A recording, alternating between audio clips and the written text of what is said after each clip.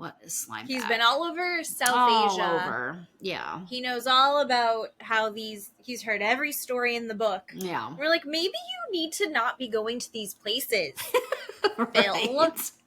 So, Gross. yeah. And he was like, all the guys had guns. And you're like, who are you impressing? He just felt very proud of himself telling this story. But if this story is true, he sucks even worse. If the story, it sucks that I don't believe him either. I watched this, and for the first time I didn't believe Bill. Yeah. He was telling the story and I was like, whatever, I don't believe him for a second. Yeah. And usually I'm gullible and I will believe everyone as they're telling it. Bill, I was like, fuck off, Bill. And if what Bill was saying is true, and this did happen, and he did see her, he's a piece of shit. Listener discretion advised. Adult language and mature content.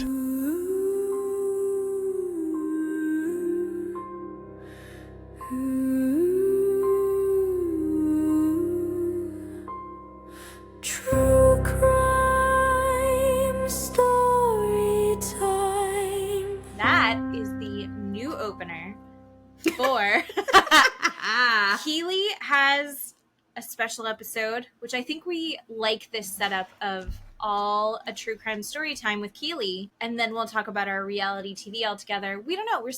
We do it how we feel like. However that week feels. And this week it feels like a true crime story time kind of week. Yeah, I think so. You picked a really great one. There's a new Netflix documentary called Amy Bradley. Then there was more of the title and I forgot it. Amy Bradley is missing. Amy Bradley is Yeah, it's better. I did write that down. You did, but there was another cruise documentary called The Poop Cruise. Did you watch that one? I did not watch The Poop Cruise. Well, you should watch The Poop Cruise. Everybody, it's really good too. That was a horrific, just little hour ditty on Netflix about just a Royal Caribbean where their sewer went sideways and they could not use their bathroom and all the electricity went out, and the cruise director and all the employees said, everybody start to poop and pee in your showers. And it was horrific for everyone. The smell and the urine and the feces everywhere for, I think it was like 7 or 10 days. Oh, that's awful. Was backed up. You should watch it. You watch it, Jen. You'll love it. It's called The Poop Cruise. I just gotta make sure I eat first. That's so gross. Yes, it was you terrible. know the smell, like the smell of that? I have 6 cats. She admitted it, everybody. I know, I'm not supposed to talk about it. I have 6 cats, and one of my proudest life achievements is that you will walk into my house and you'll have no idea. Yeah. Like, you don't know that I have 6 cats unless they come to say hello to you. And actually, 4 of the 6 would come say hello to you. That's another thing I'm proud of. At the same time? No, because that's the girls, and the girls are bitches, and they don't all like being around each other. Okay. But, like, we went to an estate sale over the weekend, and I walked in the house, and I was like, they have cats. They had cats. The person had cats. Shit. And it's like, but it's this weird, like, I'm in a dead person's house. They had pets. They are gone now.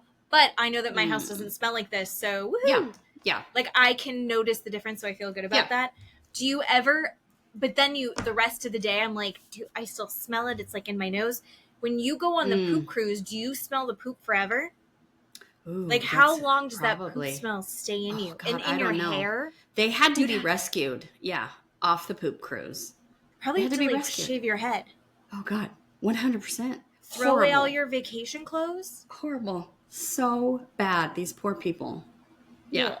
Have you been on a cruise? You have not. I have not ever been on a cruise. And watching the documentary Poop Cruise and this documentary Amy Bradley is Missing, I probably will not go on a cruise. I don't think I'm ever going to go. I've gone on one cruise. my mom canceled Christmas one year and we went on a cruise instead. Mm-hmm. And I don't remember much of it because I became physically dependent on Dramamine because I was so seasick. Like, I got so sick that I just had to take it every 8 hours or else I would be nauseous. But then also it makes you tired, so I just slept. I slept the entire cruise. Cruising's not going to be for me. Mm-hmm. My body can't handle cruising or drugs, is what we know. The lady that cuts and colors my hair goes on cruises regularly and just talks it up all the time. She loves it and really wants me to try it and does them on the regular with her family and has nothing but wonderful things to say about. Although she does say that she at time can feel the boat, which that would be me. So I don't know. I just don't think I can go on one. I don't think I don't. Yeah, especially after these documentaries. No. I'm probably not going to do that. Just go to a resort. Just go to a hotel. Yes, I'm good with it. I am even happy to go to the La Quinta down the street rather than go on a cruise. Well, I don't want to go in a pool either. Like, I'll go in your pool at your house, but I'm not going to go in a public pool anymore either. Oh, or a hot tub. That's like the amoebas that are living in that. I'm not going to touch it. All right. So tell us about why we shouldn't go on cruises anymore. Okay. Amy Bradley is Missing Everybody. It's on Netflix. There are 3 episodes. And, oh my goodness. Episode 1. For a 3-parter, it was quick. It really was. It wasn't one of these that you, like, have to take in multiple parts. I binged. Well, I did it in 2 sittings. Yeah. It was no, good. you could absolutely do that. So it starts out, we're watching VHS tapes of this beautiful family. And can I just say, just for a minute, thinking about this, if I ever, just for a moment, I have to stop. If I ever disappear, Dateline or Forensic Files or even, KTVB here in Idaho will never, ever have VHS tapes of me because there are none. There are none. Sadly, you would probably not even have pictures to create a slideshow of me. I'm not trying to make light of this poor woman being missing, but every time we watch like a Dateline or a Forensic Files, they always have these VHS home videos of these people and their family and these beautiful, home videos of this family. And we get to see these little snippets and they're just wonderful pictures and these family events and like great speeches they're giving to each other.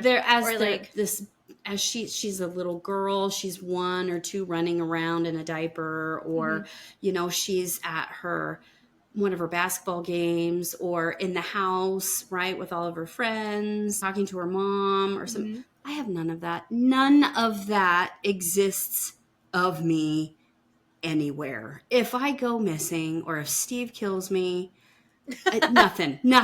There's nothing. Forensic Files has nothing to show. You have to pre-plan your binder. The lady on Facebook, she was like, this is the 2020, this is the Dateline binder. This is all of the best pictures of me. If you're going to show a picture of me, I want this picture over and over and over again, or from these. I have them starred on my Instagram, and these are the culprits who may be. Here's who I have a beef with. Look after these people. This is exactly what I'm going to have to do because I have no VHS tapes of Do you know anything. what they're going to have? They're going to have this podcast. They're going to have this. True. Yeah. That's It's true. going to be for you. That's true. Because I'm also the one that does all the filming. Now everything's on a phone. Like my kids, their babyhood, childhood is on my phone. Yeah. But I'm the one taking all of the videos. Yeah. So there's very few. All of the pictures that they're going to have of me are going to be me with that I took of myself. And I'm a millennial, so it's going to be slightly higher. Right. Oh my God. No, I'm not trying to make light of it, but I literally was thinking about that watching. It was a lot of footage. Of footage of this beautiful family.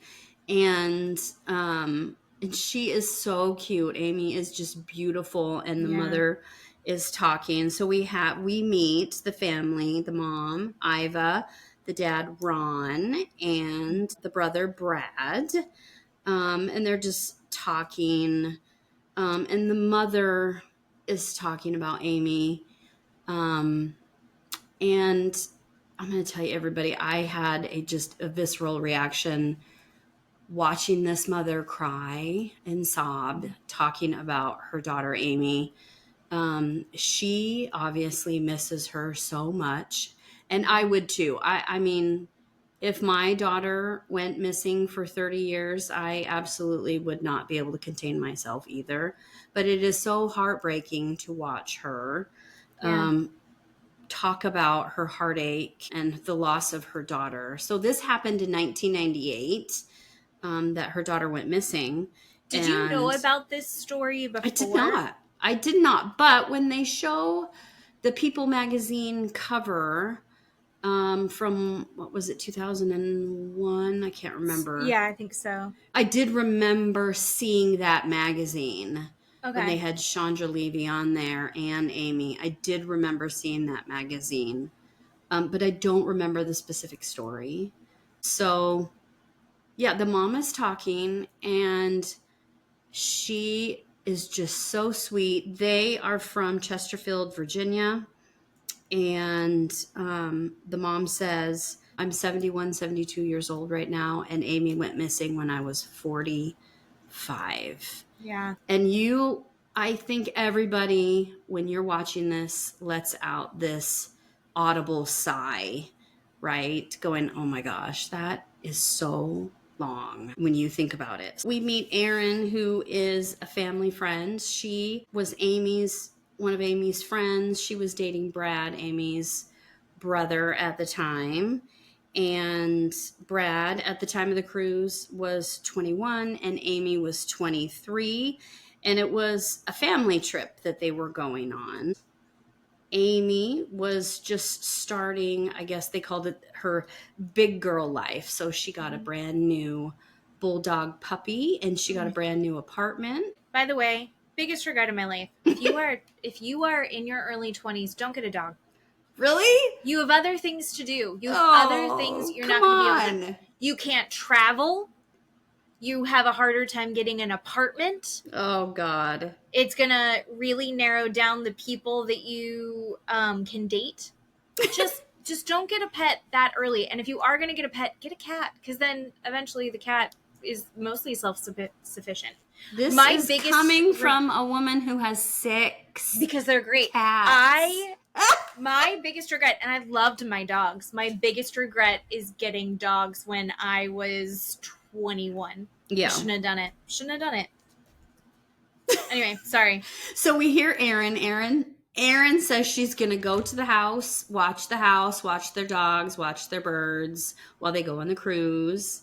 And she just remembers Amy was really happy to go on this cruise. They went bathing suit shopping, and she remembers them driving away in the driveway and going on the cruise. And that was the last time she saw everybody. She starts to cry thinking about it. And you're just immediately just so sad watching this show, going, oh my God, what have I got myself into watching this show?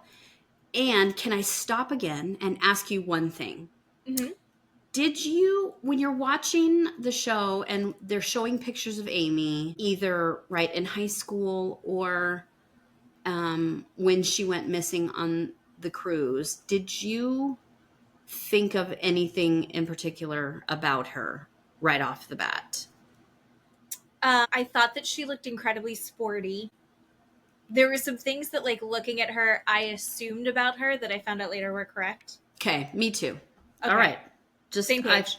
All right, same page. Also, did you know, and you probably didn't since you binged it yesterday and today, there is a second documentary on Hulu for this series that's only 42 minutes long, and it's under the Disappeared ID series.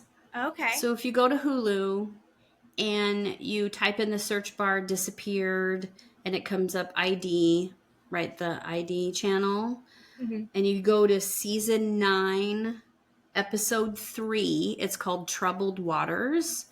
It is the same story, but it's only 42 minutes long. Does it have... Okay, so what... You got me hooked on this one.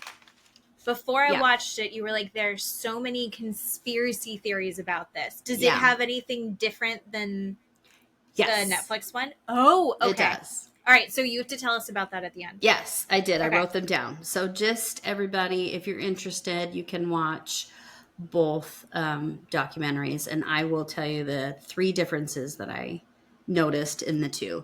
So, yes. So we go to day 1 of the cruise. So this is a Caribbean cruise. They are going to Puerto Rico, Aruba, Barbados, Curacao. I can't remember the other. St. Martin and St. Martin. That's right. So they meet the cruise director, Gopher, for all of you love boat people out there. Anyway, his name is Kurt Detweiler. So the first day of the cruise is March 1st, 1998. And he says, look, I'm basically the face of the ship. I greet all the people. And, he goes out on the dance floor and he dances with all the old ladies. And, he basically makes everybody feel kind of welcome. And, which he brings the energy. Right. He's like, good vibes. Right. We're going to dance. Yep. I'm going to hit on you a little. Oh, kind of. Right. That's kind of the vibe I got. Yeah, which is fine. A lot of reviews I read, people did not like this gentleman from this documentary, which is facts. Well, I can get behind that.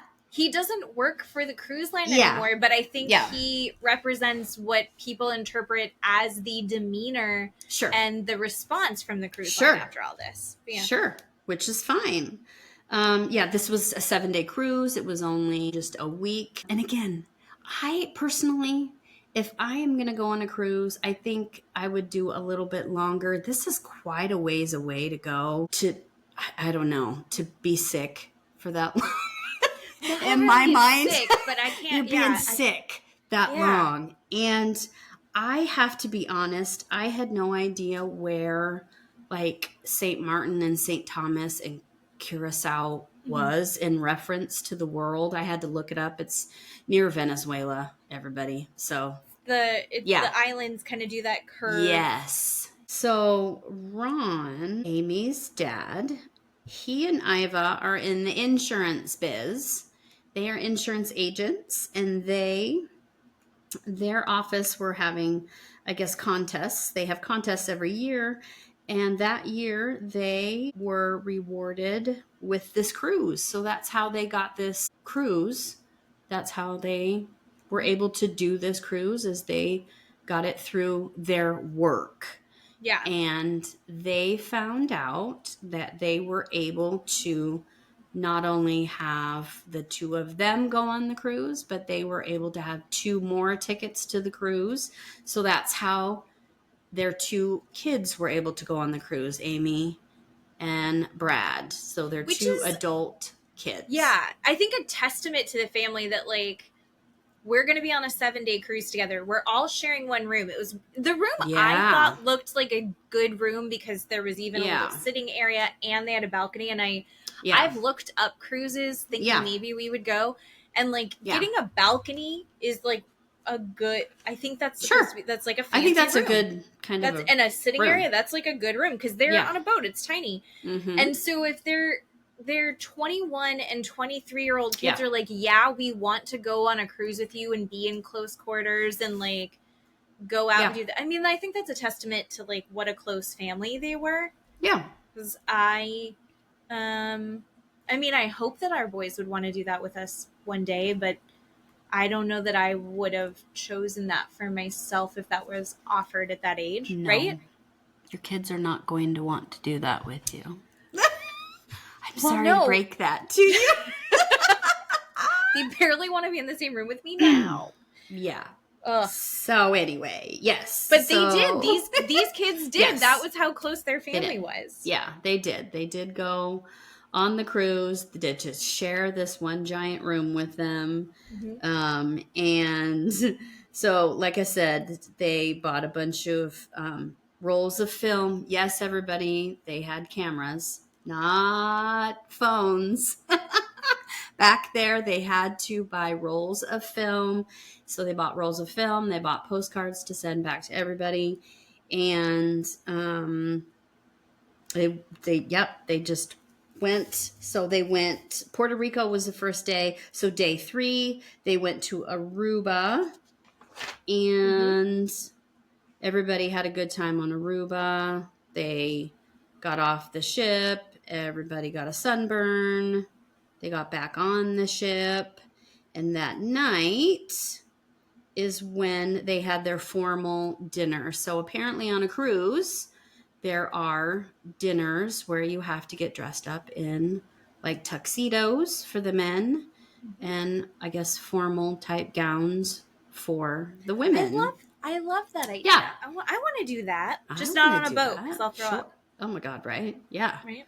So I think that's beautiful. So then there are photographers that can take your picture and so you can remember that moment. And a photographer remarked to Amy, I could take a picture of you and your boyfriend. And she laughed and said, no, it's my baby brother.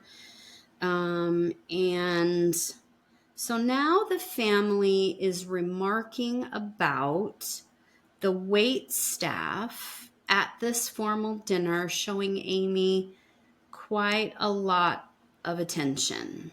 Mm-hmm.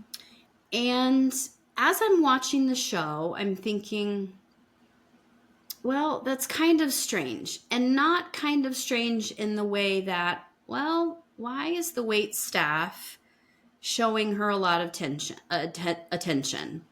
Mm-hmm. And I'm thinking it's strange in the way that I feel like the family is almost forcing the idea that the wait staff is showing attention to Amy. Do you see the difference in what I'm saying? When someone makes a comment that could be taken that way, and then they just lean real hard into it, and then it becomes a family joke. Yes.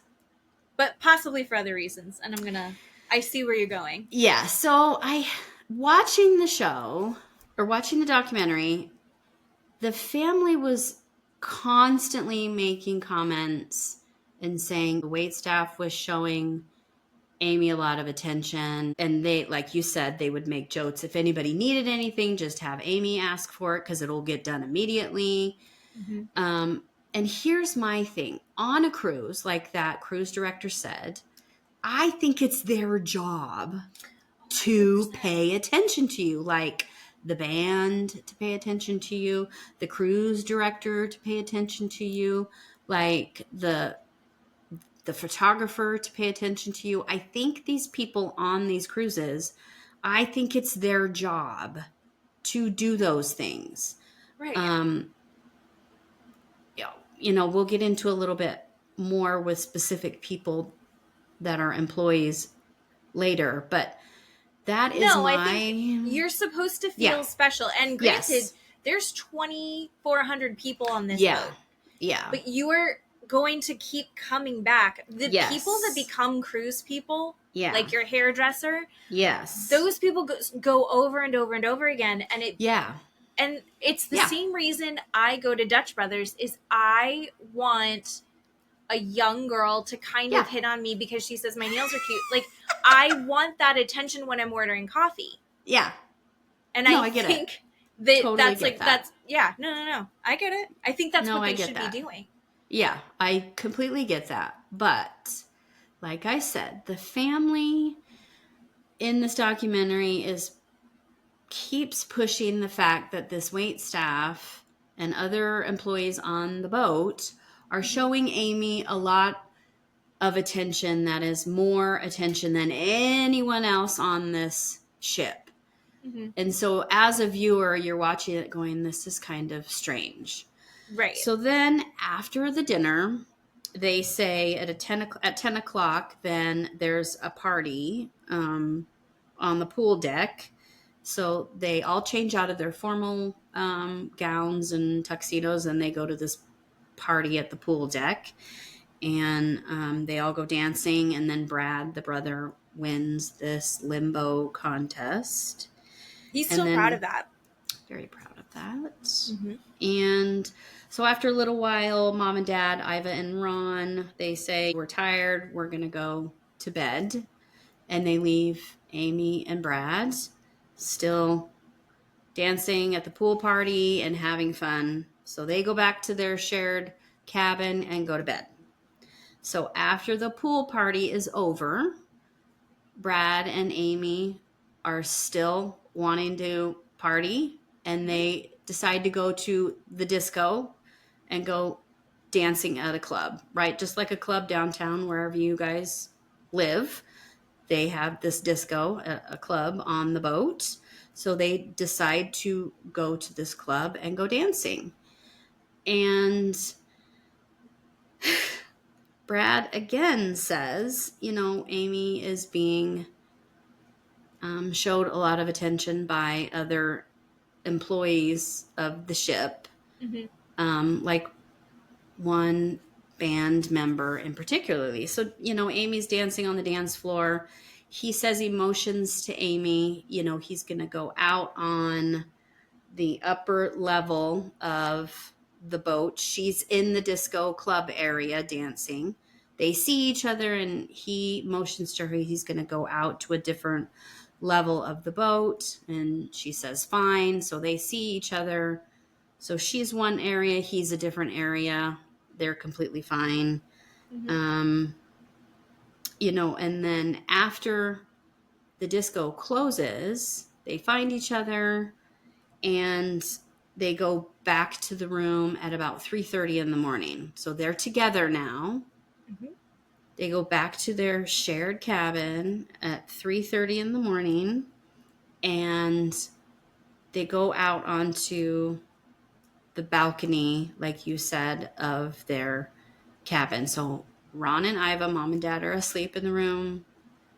And here's some other things. They have to walk through the room to get to the balcony. And for whatever reason, they don't wake Mom and Dad up. I don't know. I think about these stupid little things when I'm watching the show. You would walk past me, I would wake up. I'm just saying I would wake up. I think they're a drinking family. Okay. All right. And that's kind of the vibe that I got. Because they were like, she only had 7 beers. And I was like, 7 beers? I know. But it was like... She wasn't... She was a petite thing. Not teeny, tiny, but like... But it was like 7 beers from starting at 6 o'clock at night, though, till 3 a.m. Yeah, it's still... So that's a lot still. Yeah. Anyway, so they have to walk through Mom and Dad to get on the balcony. They're sitting on the balcony at 3:30, 3:40 a.m. And Brad's story is, Amy says somebody was making a physical pass at her while she was at the club. And he says they're both kind of tipsy from the alcohol while they're out there. And she's telling Brad this story. And Brad says, I'm getting kind of tired. I'm going to go in and go to sleep. And she says, I'm feeling kind of queasy. I'm going to stay out here for a little while with the air. And he says, okay, I love you. Good night. So he goes back in the cabin, goes to sleep. And she stays out on the cabin, or out on the balcony. Yeah. So then the story is their dad, Ron, wakes up at 5:30 in the morning. He looks around the room, sees Brad in bed, looks out on the balcony and sees Amy's legs, sees her sitting out on the balcony, says to himself, okay, everybody's here and safe. I'm going to go back to sleep. He says he wakes up again around 5 or 10 till 6 a.m. and Amy is not there on the balcony any longer. Mm-hmm. And looks around the room, and he says the balcony door is open just a little bit, Mm-hmm. which wasn't open before. And now her shirt that she was wearing is inside the cabin, and the balcony door is now open. So he thinks, okay, well, she's changed her clothes, and maybe she's gone, left the room and got some coffee or some breakfast or something. So he gets up to leave to go look for her. Okay, I just want to pause for a moment. The girl is 23 years old. Mm-hmm. Why is the dad in such a panic for a 23-year-old woman? Why? I don't What is it that set off his alarm bells? Yes, I don't understand this. I get that, he's worried about his daughter. You totally get that emotion. Mm-hmm. I am worried about my child and my grandchildren 24/7. I would not be in such a panic that he describes this panic like he just like his arm is cut off. He's just in this state of panic. I don't understand what he's talking about. This is a grown woman. He's a grown adult woman. He's taking her on a cruise. They're sharing a cabin together. They've had a night of drinking. Literally, all four of them are drunk. Mm-hmm. He wakes up and she's gone. The level of control that I don't understand in this family. Can we just talk about this for a minute? What are your thoughts? This is what I'm thinking of when I'm watching the show. I mean, it's one of those things where it's and maybe it's coming from it's very different than maybe how I grew up. I'm not gonna make assumptions about how you grew up, but yeah, the 1,000 home movies, and they were involved in she was in every single sport. She was in travel basketball, and they have all these big family events, and it seems just really happy and wonderful and supportive. And the friend Aaron was like, oh my God, I would have loved to be in a family like that. Yeah. But there is, when he goes, oh, I'm going to go look for her, and maybe she went to get a coffee. But then the second that he can't find her, and these ships are huge. Yeah. These ships are so big. The fact that he doesn't find her right away. Yeah. And goes, something's wrong. Yeah. This is bad. I go, it's always, it's the husband, or in this case, you're like, is it the dad? And so that was my first assumption. But then the other side of it is like, maybe this is just, it's that sixth sense that you have as a parent. Maybe that's what this is. But the more we find out, I think it can be colored different ways. I don't know. So the other thing I thought of was, if she had left the room, okay, and I asked Steve this too. So there's balcony door and their cabin door. If she had left the room, don't you think there would have been like an air pressure kind of door slam or feel that somebody would have heard or opened? Like that cabin door would have slammed shut, or you would have felt that air, right? Well, she left the balcony door open. It had been shut, and then suddenly it's open. I don't know. Maybe. Okay. All right. That was one of my red flags, right? Him waking up out of nowhere. 20 minutes, he fell back asleep.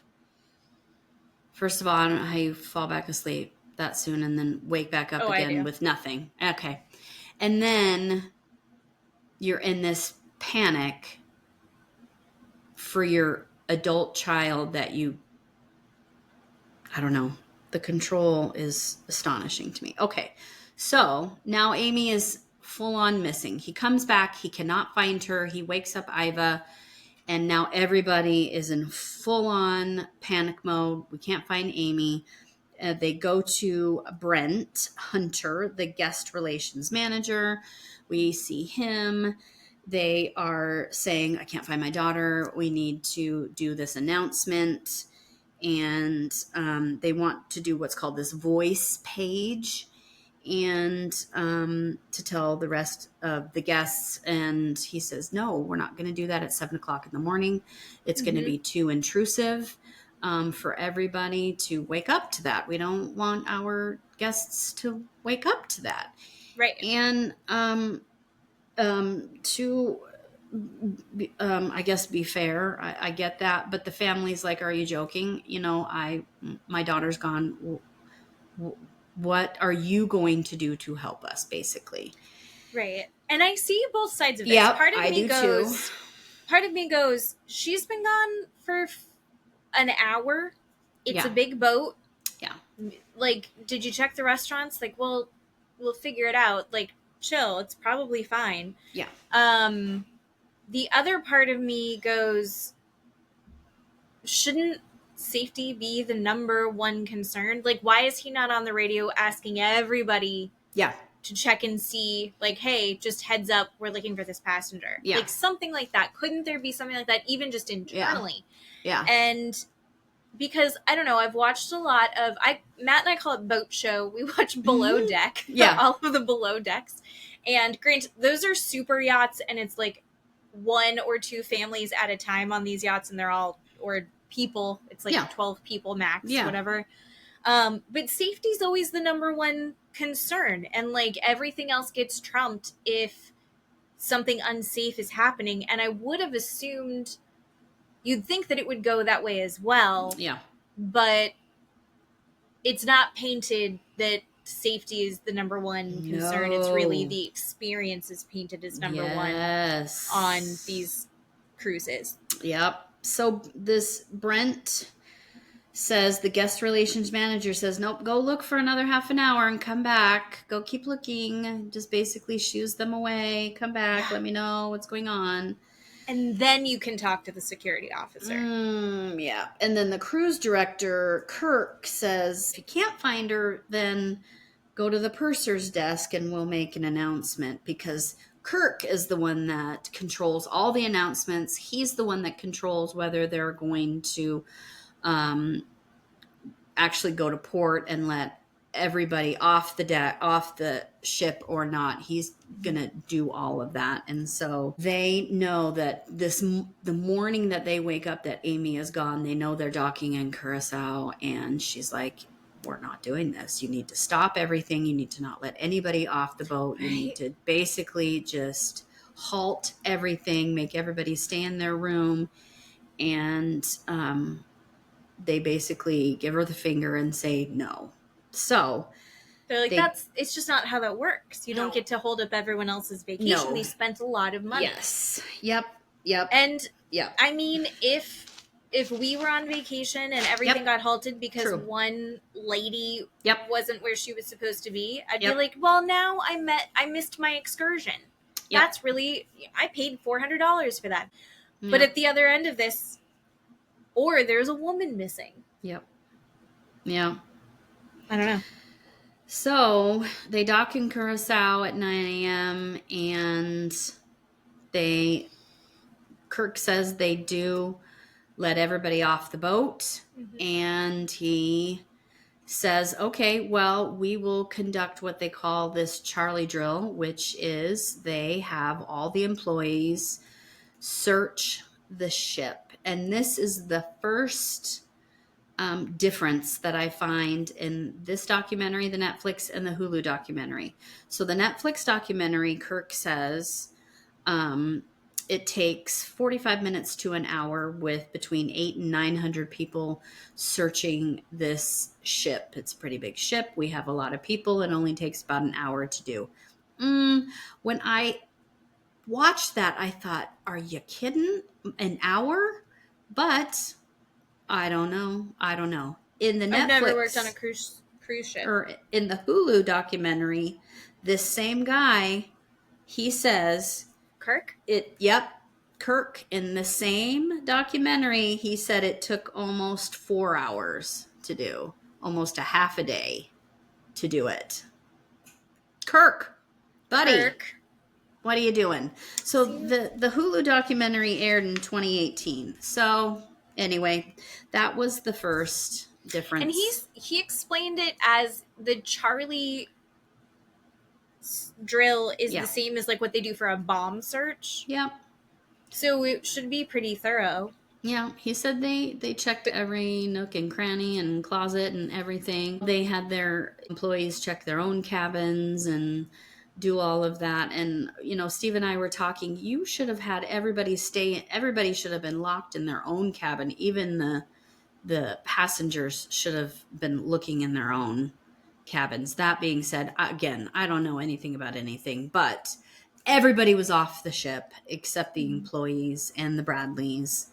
So, and they had the Bradleys confined to a different area, apparently, and the employees were the only ones looking, and they did not find anything. So, Kirk came back and said, look, we just think she just jumped or fell. But they did call the harbor police in Curacao, and we meet this lovely gentleman named John Mentar, and he says, look, if she would have jumped or fell overboard, the currents would have washed her up. And plus we have sharks in these waters. These sharks don't eat the whole body.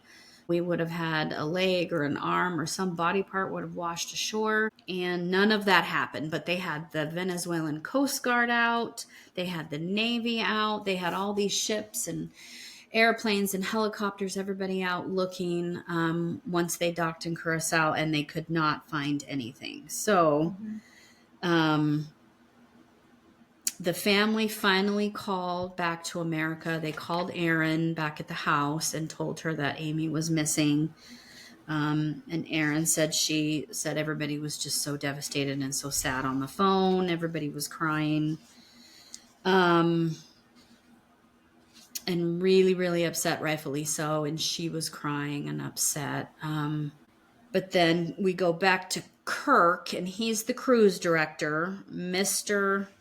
I don't even know what to call him. People did not like him. But he said about 6 o'clock, everybody, all 2,400 passengers came back on the ship. And he said, life goes on. We still had to entertain everybody. He's like, it's a business. Yep. Whoops. I know, right? Yeah. But then on the news, her missing story was now on the news. So it's going across the TV stations, and now all of her friends and family are finding out that she is missing off of this cruise.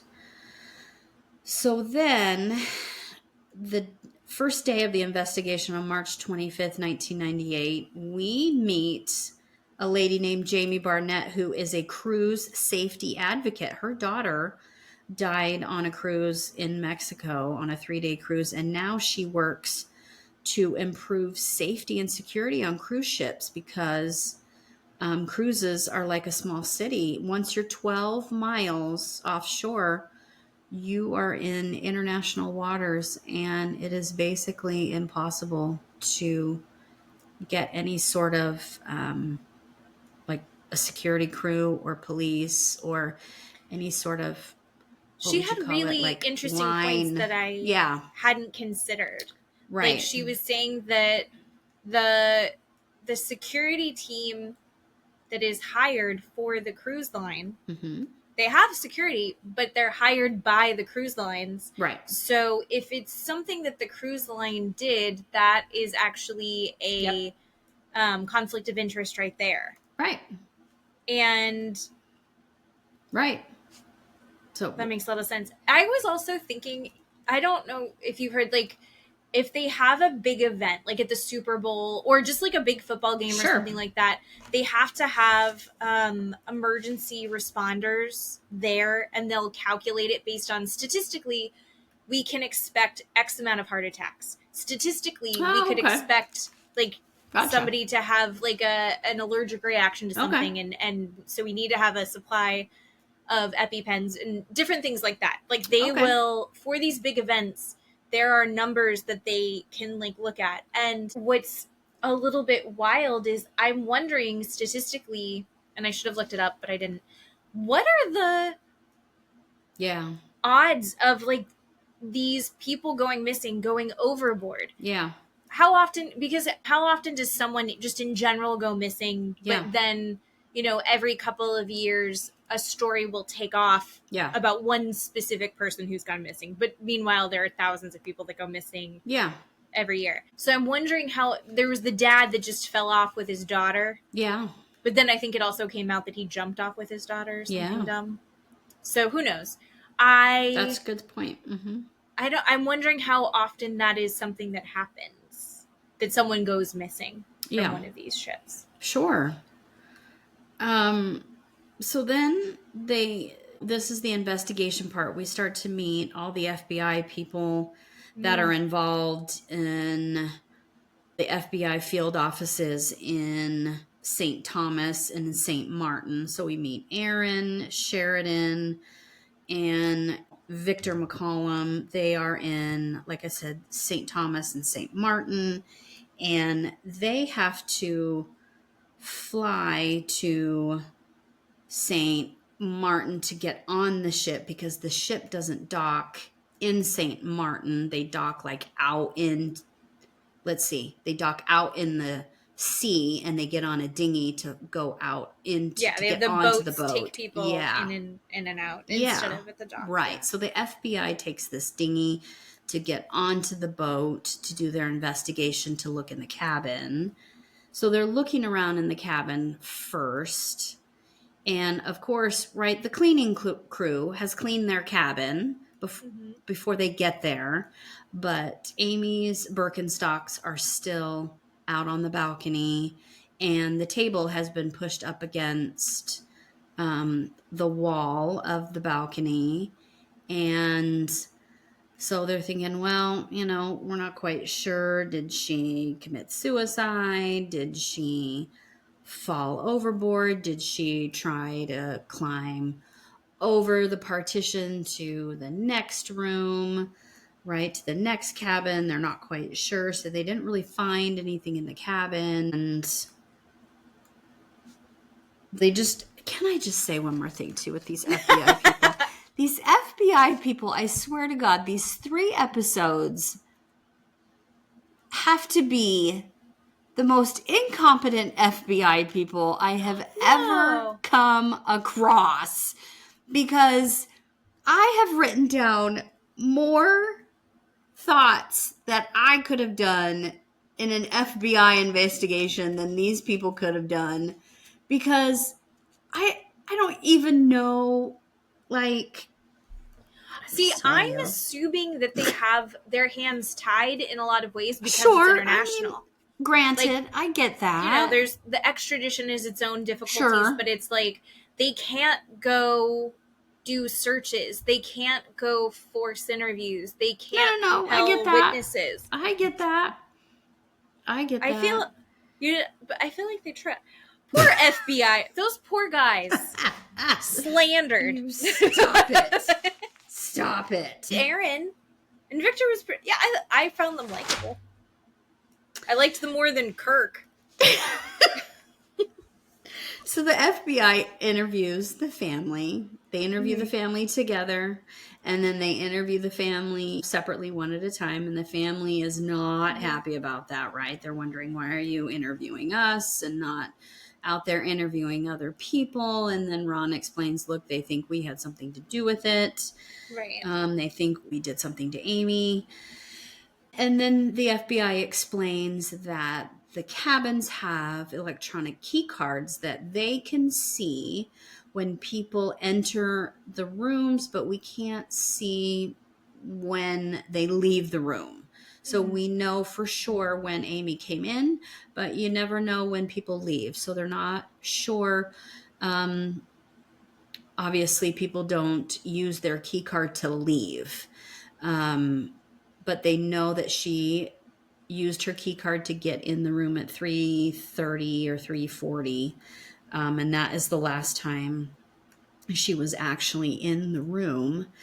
And then after that, they just don't know. That's the only true fact that they have. So the ship does have security cameras, but they're in, common places, and they looked through those security cameras, and the cameras had nothing of interest that they could use in their investigation. So that was kind of a dead end. And then we come to a point in the episode. Now there are what I call a bunch of different sightings, I guess, of Amy. So now that the FBI are on the ship, they put these flyers on the doors of the outside of people's cabins that I guess Amy is missing, or have you seen Amy? And the first person we meet is a gentleman named Wayne Breitag. And this is the second difference from the Hulu documentary to the Netflix documentary. Ladies and gentlemen, Wayne Breitag works with Ron and Iva. They know each other. Yes. What? Yes, they do. They work together at the insurance company and know each other. That's wild. Thank you very much. And they show that in the Hulu documentary and say nothing about that in the Netflix documentary. No. Wayne comes across as such a little creep. Yeah. And even Iva said, Wayne is a little bit odd. Really, Iva? You say, and you completely show pictures of him in your work, all of you guys together at work. That's why Wayne is on this cruise, and that's why he's next to you on this cruise.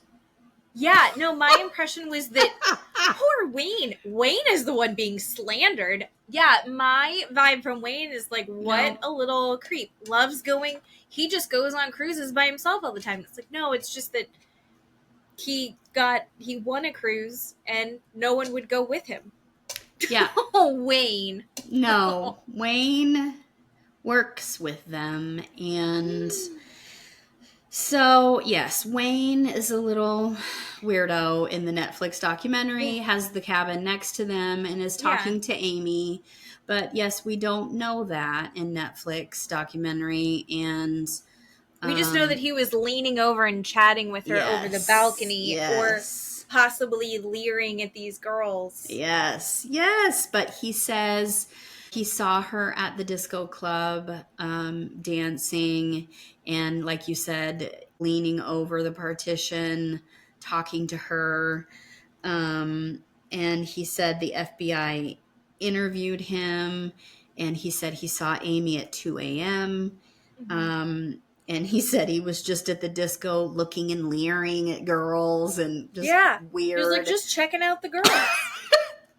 Right. Weirdo Chatting Wayne. up the ladies. Yes. It's like, well, he was in his 40s or oh no, God, late 40s at the time, oh, right? Yeah. So there were this part, the other passengers were talking about, since they all had these flyers taped to their doors, the passengers were saying, oh, I heard rumors that this girl had fallen over the ship. No, I heard a rumor someone had committed suicide. No, I heard a rumor something had happened, right? All these rumors were going around. And then the FBI searched Wayne's room and they didn't find anything. And then Iva says this weird sentence or story that one of the passengers told her, that after Amy went missing, someone told her that in Wayne's room, the volume of his TV, the level was so loud, it was the "you've got to be kidding me" volume. and then people could hear him talking in the room, but nobody knew who he was talking to. So that was a weird inference or implication. So again, what is she talking about? Right? But she's not explaining that she knows him and that Amy knows him. Which is so weird. Right. And they're lopping this rumor out to just kind of nobody. And then the producers of Netflix looks at Wayne and said, somebody mentioned Amy tried to climb over the partition and fell to Wayne. And Wayne said, yeah, somebody could say that. And then he just stops. He just says that. What is that? That was weird. I don't understand. And then, so we meet another passenger / like videographer, photographer gentleman named Chris. And he said he had this VHS video of Amy on the dance floor at the club dancing with one of the band members. Yeah. One of the band members. Everybody called Yellow. And his real name is Alistair Douglas. He had hundreds of, VHS tapes. And he said, he looked at the flyer and he said, I remember seeing her on one of my tapes. And so he found the tape that Amy was dancing in. And he, again, went totally right or left. I don't know which one's better, but saying she was just the life of the party and lit up the room and was so great. We saw her and she made a point that she was there. Like people gravitated to her. Yeah.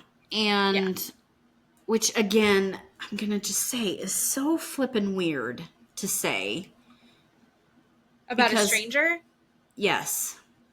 Sorry. It's just so weird to say about a stranger. So we see the little clip of the video that he made of her dancing with Yellow, Alistair Douglas. People, the dancing is not great. Yes. Well, it's not great. Anyway. She's from Chesterfield, Virginia. Anyway, it is not dancing that lights up a room. It is not dancing that's going to draw people in. I am not a great dancer. I am not comparing it to me, just so you know. Anyway, so he gives the tape. He makes a copy of the tape. He gives it to the FBI. But then he says this weird story that someone calls him and says, hey, give me that. The ship wants the masters. Yeah. And he was like, no, screw you. I'm not going to give it to you. I'm sorry. I do not believe that story at all. No, I don't believe that story at all. I just don't believe that story. So, I'm very gullible. I 100% believed him. And I'm very much on the I don't trust this evil ship corporation. Because they're like, sometimes people get lost, but everyone else paid a lot of money to be here. And I could see they're their own floating city, basically. And they can be like, the captain goes, hey, I need those tapes. Because who knows what's on those tapes? It could make them look bad, and they're just trying to cover their ass. It was just too convenient. It was too weird. All of a sudden, he gets this phone call. I don't know. It was weird. I don't believe it. But he gave a copy to the FBI. Yeah. He was not going to give the originals to anyone. He was there making like a highlight reel of the thing because there was like a company trip happening there. Yeah. That I'm assuming was not related to the insurance company. Yeah, that's how but who knows? That's how I took that as well. Yeah. So then we have another convenient sighting. Yes, so we meet Lori Thompson and her girlfriend. So they see Amy and Alistair Douglas between 5 and 6 a.m. out on the upper deck, and they go up in this glass elevator. And Alistair Douglas is the only one that comes down. And that... she says, that was super weird. And she tells the FBI that. So he it was about 15 minutes that he was gone, or she and Alistair Douglas were gone for about 15 minutes. And so she tells the FBI that she remembers seeing Amy with Alistair Douglas during that time period. I absolutely do not believe that either. 100% don't believe these people. She says she was 18 years old at the time, and I think she was completely drunk. I don't believe any of these people. I believe Wayne because he's a creepy, weird old guy. And he knows them and probably did talk to Amy, probably was leering and lurking at her at the dance club while she was dancing with Yellow. So anyway, we hear those two people talk about seeing Amy or videotaping Amy. So then people are now pointing the finger at this band member, Alistair Douglas. So then the FBI interview and do a polygraph on this gentleman, and he says, look, I danced with her and I flirted with her, and like I said in the beginning, I think that's their job. Their job is to talk to these people. And he said, look, I had nothing to do with it. A fun, flirty vibe. Yep. That's what you're going for. You're trying to absolutely create this vacation atmosphere. Absolutely.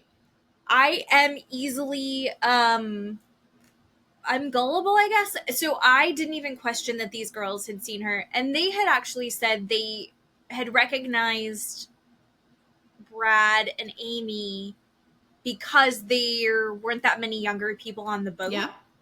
And so she noticed her more than once. Sure. But I think you're right. They were definitely all drunk. They had talked about, they had tried to get back into their room later and they had lost their key card. Yeah. So I don't know how reliable these girls are. I have lots of theories. I have written them down. I have lots of theories I want to tell you. So anyway. Okay. The FBI said, look, did she fall off? Did she commit suicide? Did she feel sick and fall into the water? Did she move furniture, jump overboard? Did she meet somebody and walk off the ship? Was she smuggled off the ship? They're not sure. There's all these different things they have to look into. So now it's day 4. They are back in St. Thomas, and the family says, I will say it again. The family says they have a friend that says, if you go back to Puerto Rico, I think you'll have a hard time watching the news. I think you should go home. Yeah. And the family says, okay, I'm going to go home. And the news is going to be crazy. There's going to be people trying to interview them. I'm going to go home. Don't do that. Yeah. People, I have such a hard time with this. If my kid was gone and I'm in a foreign country and she is gone, I am moving there. I'm moving there. I'm done. I'm quitting my job. I'm buying a house. I am not leaving that place. I thought of Natalie Holloway. Do you remember Natalie Holloway's mother? No. I don't know that story. Okay. Natalie Holloway went on a girls, she turned 18 and went on a senior trip to... She was blonde. Mm-hmm. Yeah, I do remember her now. Yeah. Her mother flew there and stayed there for almost a year and didn't leave. Didn't leave. The woman didn't leave for almost a year. Was like, I'm living here. I'm not leaving without my daughter. You killed my daughter. My daughter is here somewhere. Her body is here somewhere. I'm not leaving. I'm not leaving without her. He's like an European guy, right? Yeah. Yeah. They he was from Peru or something like that. Oh, that's not Europe. But anyway, that is what I would do. And when Steve and I watched the show, he turned to me and looked at me and goes, you would not leave. You would not leave. You would quit your job. You would look at me and go, I'm not leaving. You can fly home. I don't care. I'm not leaving. And I would not go. I don't care what it would take. I don't care how much money it would take. I would not leave.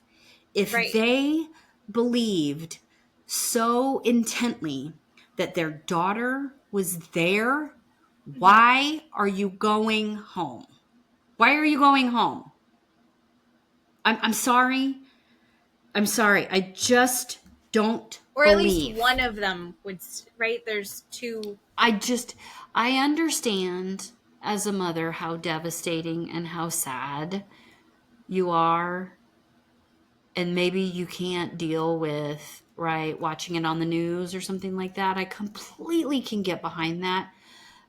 But also the fury and the anger of, I'm not leaving without you, and I will find you, and my hands will bleed and my feet will bleed because I will walk to the ends of the earth to find you, would take over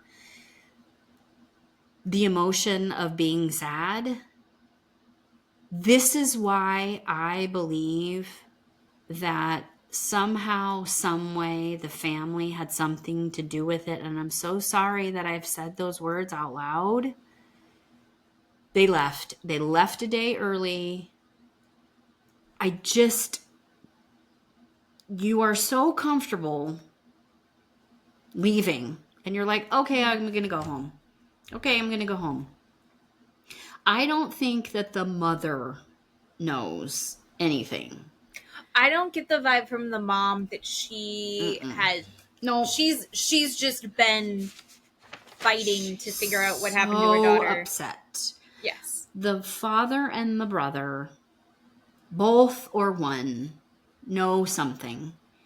And you don't leave a day early or convince the mother to leave a day early without being certain that it's over. I'm sorry. No, I see where you're going. I see where you're going. And I would say the initial fact that the dad could find his daughter right away and is sounding the alarm. Yeah. Immediately after she goes missing. Yeah. His adult daughter, who he didn't, look for a little bit longer. Yeah. Before he's like, she's gone, she's missing, everyone get up. Yeah. I feel like that. But also, if he had nothing to do with it, he just his intuition was correct. Yeah. And he was right to do that. So it's hard to say. Yeah. I can see either one of those being correct. Yeah. There's just, I don't know. So they leave a day early. They fly home. Mom is devastated. And again, Dad says on the flight home, he says, there's a big windstorm as they're flying in to Virginia, to their hometown. And he's thinking, if this plane crashes, I'm completely fine with it. You can take me away. You know why? Do you know why you're okay to die, sir? Please don't make me say it. I'm so sorry, but this is another red flag for me. So, and it could be just because he's so sad, and that's okay. But so that's the news, the end of the episode, right? The news story is running, and we meet this gentleman named David Carmichael, and he says, oh, I know that girl. I saw her alive. And you're like, oh my God, there's another sighting, right? You're like, holy crap, here we go. So episode 2 is a bunch of sightings, right? And this news conference. So episode 2 picks up with 6 months after. So we go to August of 1998. Like I said, we meet David Carmichael. He goes to Curacao from Calgary on this diving trip to this exclusive beach that only, I don't know, 1, 2, 3, 5, 6, I don't know how many people can only go on this beach. It's like a locals only kind of vibe. People don't know. It's hard to get to, so people aren't going there on their cruise. Yeah. Half a dozen people can go on this beach, and he is with his diving crew, and they're washing their equipment, and he sees these 3 people coming toward them. There's one guy and a girl in the middle, and he says they're coming towards him, and the girl comes right up to him. She feels comfortable enough to come right up to him, and she says she's in good shape and she's tan. Mm-hmm.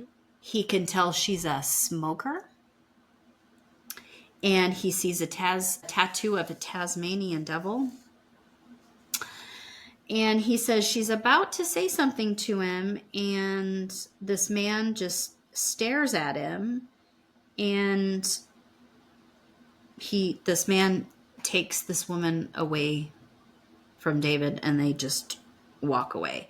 And this whole encounter makes this gigantic impact on him on this exclusive beach in Curacao, and he just can't get out of his mind. I mean, what are the odds that this man can see this tattoo, can see that she's a smoker, and this woman is so comfortable that she can walk up to him and try and talk to him? This encounter is so incredible. What in the actual hell? Have you ever had a stranger just... No. No. These things don't happen in real life. These things don't happen in real life. Okay, sorry. It's just my opinion. Anyway, so it makes this huge impact on David. And then we go back to April. It's 24 days after Amy goes missing. So we jump back in time, and Ron and Brad flew back to Curacao to have a press conference in Curacao.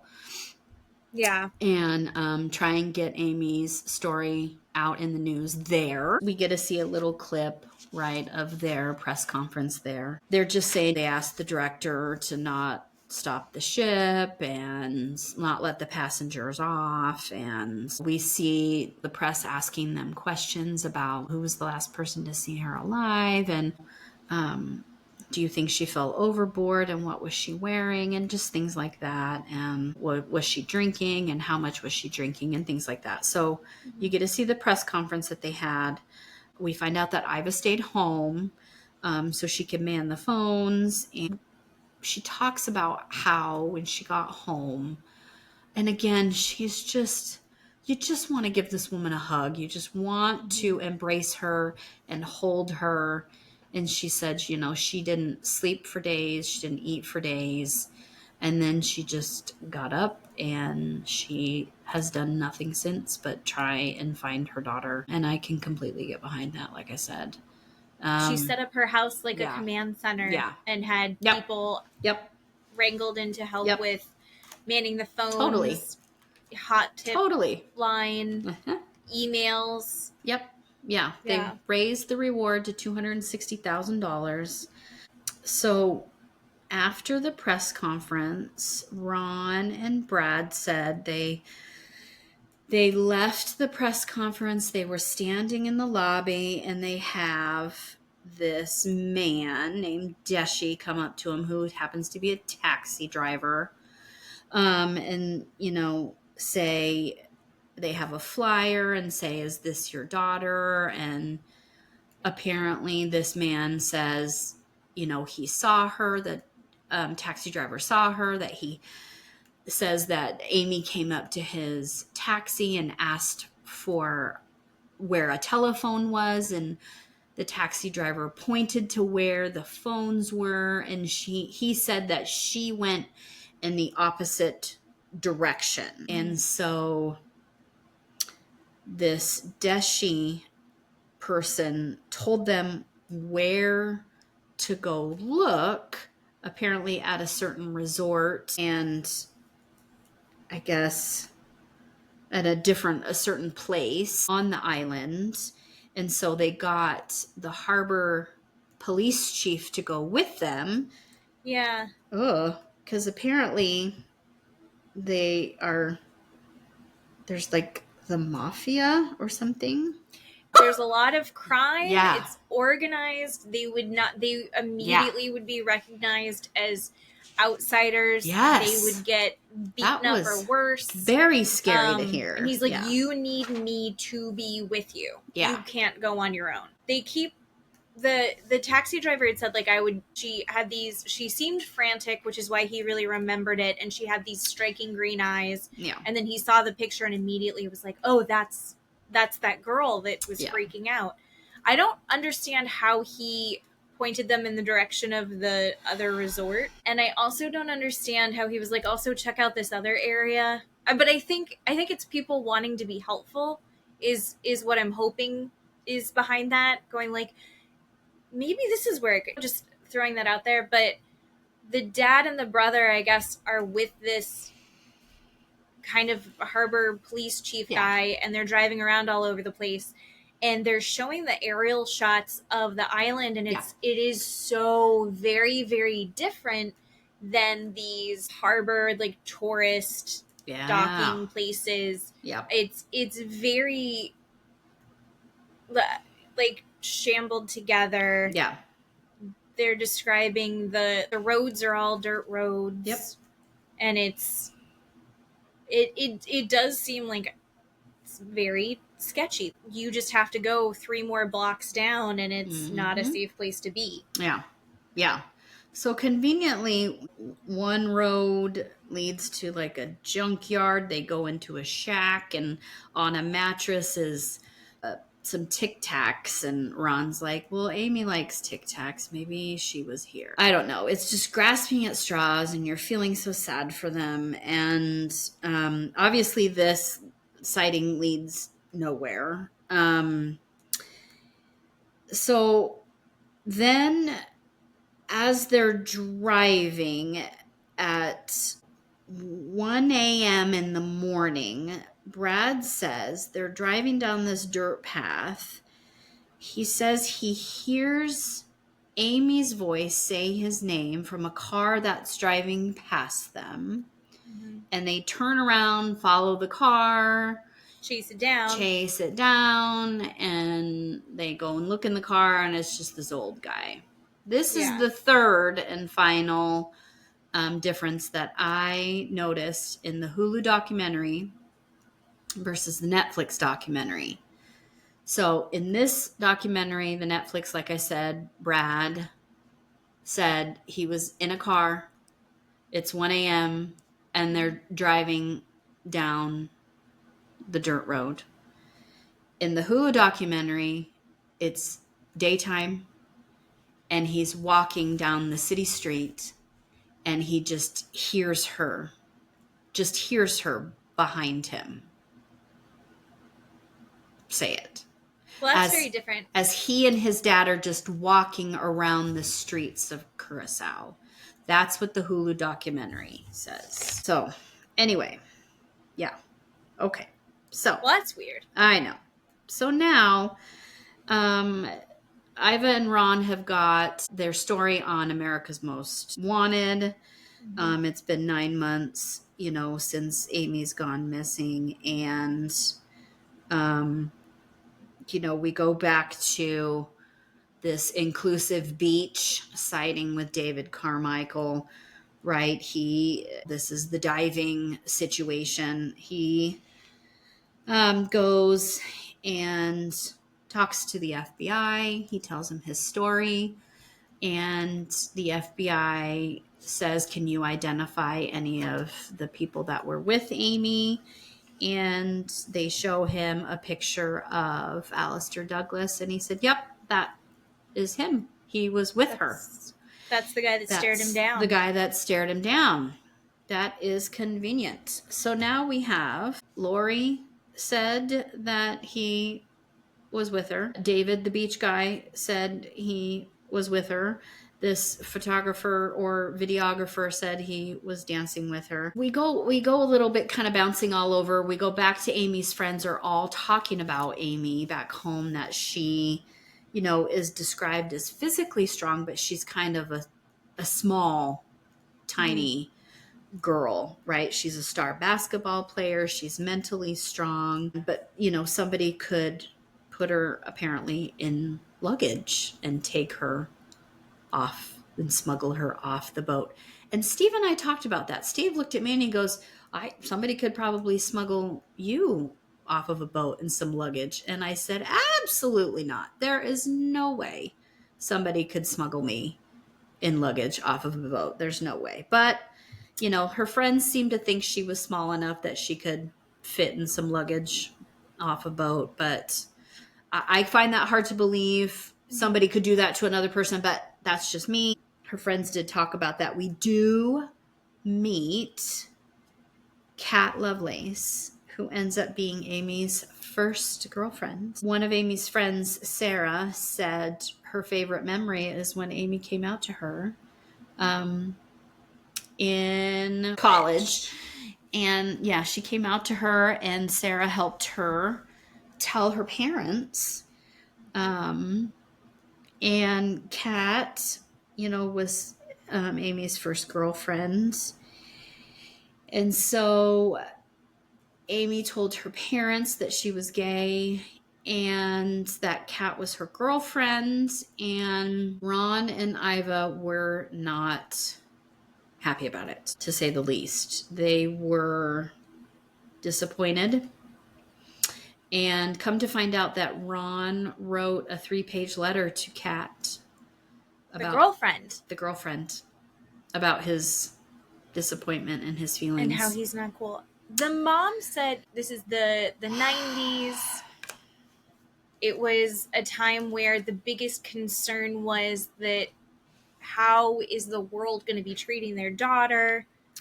I didn't necessarily get that there was disappointment from the mom in her, but the mom it seemed like more of a worry for the mom. Like, this is something that's not going to make your life any easier kind of thing. But it didn't seem like that changed her mom's opinion of anything.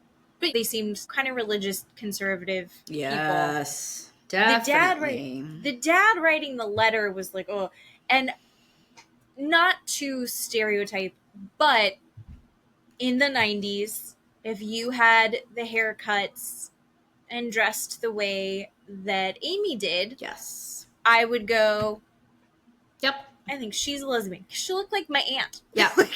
No, yeah. I mean, my Definitely. parents played a lot of co-ed softball, Yep. and the women that were playing co-ed softball that looked like Amy Yep. had girlfriends and wives. Yes. So, I wasn't surprised by that. No. When they were like, and Amy came out, and they were like, no.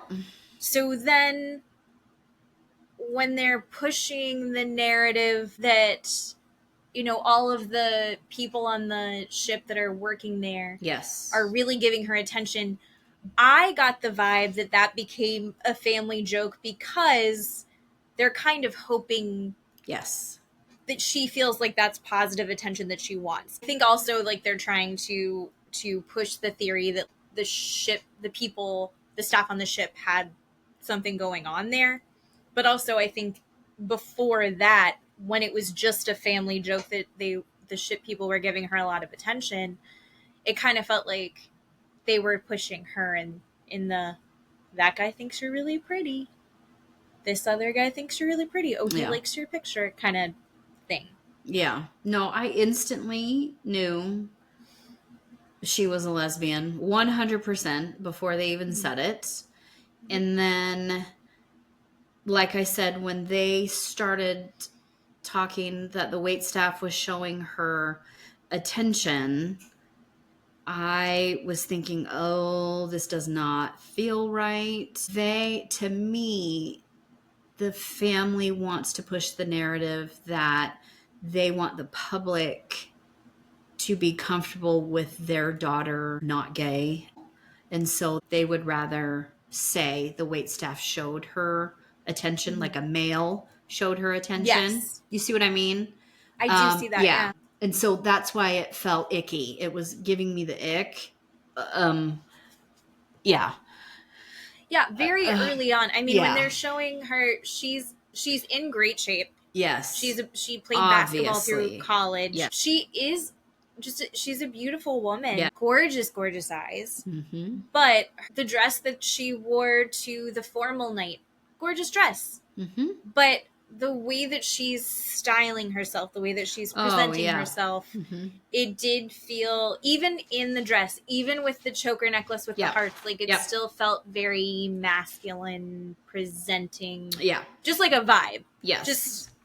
No, it was very, Kat said after the letter, it put a lot of strain on their relationship between her and Amy in college. And Amy started to drink a lot. Then Aaron, the FBI investigator, said the family told her Amy had challenges in her relationships, quote unquote. That feels icky to me. Yeah. That feels like they didn't accept her being a lesbian at all. At all. That was, I didn't like that at all. So Amy's friends, they didn't believe she committed suicide. She was very happy. She had the new puppy and the new apartment and the new job. And so they all believed, no, she is not going to kill herself, and didn't believe that at all. So then we get another convenient sighting. This time 10 months after she goes missing in January of 1999 by this lovely gentleman from the Navy named Bill, who... I don't like Bill. I don't like Just Bill. So everyone knows. No. Bill sucks. Bill is not believable at all. And I have reasons. I can't wait. Bill's not believable. So Bill is in the Navy. He's on the USS Chandler. And he docks in Curacao in January of 1999. And he docks there overnight. And apparently, I think you're supposed to, when you're in the Navy, have some sort of shipmate. You guys go in buddies, apparently. And he only went by himself. So that was a no-no, number one. And the no-no... Isn't Steve in the Navy? Yes. And the no-no number two is he went to a brothel. That's what this illegal bar, he kept calling it. It was a brothel. Well, there's a hotel above. He was also like very, I don't know, like he thinks his story is very cool. It's very believable. It is not believable, Bill, sir. So, yes. So he goes into this brothel. He says, these two girls and two guys come from the hotel above, come downstairs. And, you know, there's a white girl and a Hispanic girl. And the white girl is petite with dark hair and tattoos. And one of the girls walks away, and the other girl conveniently walks up to him and says, hey, they're holding me against my will. Again, a stranger feels comfortable enough to come up to him and says, they're holding me against my will. I owe these people $200 and I can't get my freedom. And he says, look, dude, I've been in the Navy 18 years and I've heard it from all these working girls. What is slime? He's been all over South Asia. All over. Yeah. He knows all about how he's heard every story in the book. Yeah. We're like, maybe you need to not be going to these places, Bill. Right. So, yeah. And he was like, all the guys had guns. And you're like, who were you impressing? He just felt very proud of himself telling his story. But if this story is true, he sucks. Even worse. If the story, it sucks that I don't believe him either. I watched this, and for the first time I didn't believe Bill. Yeah. He was telling the story and I was like, whatever, I don't believe him for a second. Yeah. And usually I'm gullible and I will believe everyone as they're telling it. Bill, I was like, fuck off, Bill. And if what Bill was saying is true, and this did happen, and he did see her, he's a piece of shit. Yeah, it's pretty bad. So Bill says she said her name is Amy Bradley, but it was in a southern accent and it sounded like Brantley. And he said she told him that she got off the ship on her own to score drugs. Her and her brother were partying and she went ashore and just got stuck. Again, a total stranger would tell you all of that. So that is convenient again. And then he said it wasn't until 2001 when that People magazine cover came out, when he saw her picture, that he remembered that interaction, and he went to the FBI and he told his story. He said he took a polygraph. And so the FBI then went to that brothel and tried to corroborate his story, and they couldn't, right? Corroborate anything he said. He also waited to tell anyone that story because he was waiting to retire from the Navy. He didn't want to get in trouble for doing what he did and then get retired at a lower rank. Yeah. So the producers asked him, how sure were you that was Amy? And he said, well, it just looked like the picture. That is all. So, I mean, it is what it is. Congrats, Bill. You were on TV, and now strangers are talking about you. Yeah, so... You fat POS.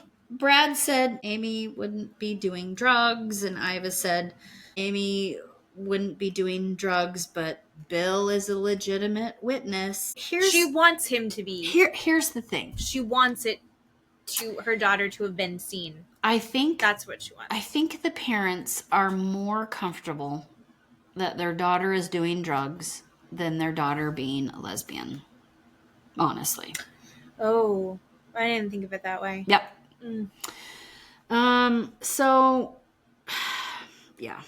Anyway, they start to go back to this spinning and talking about the wait staff showing Amy more attention. And then we go to 2001 and we meet a new FBI investigator, Michael Clark.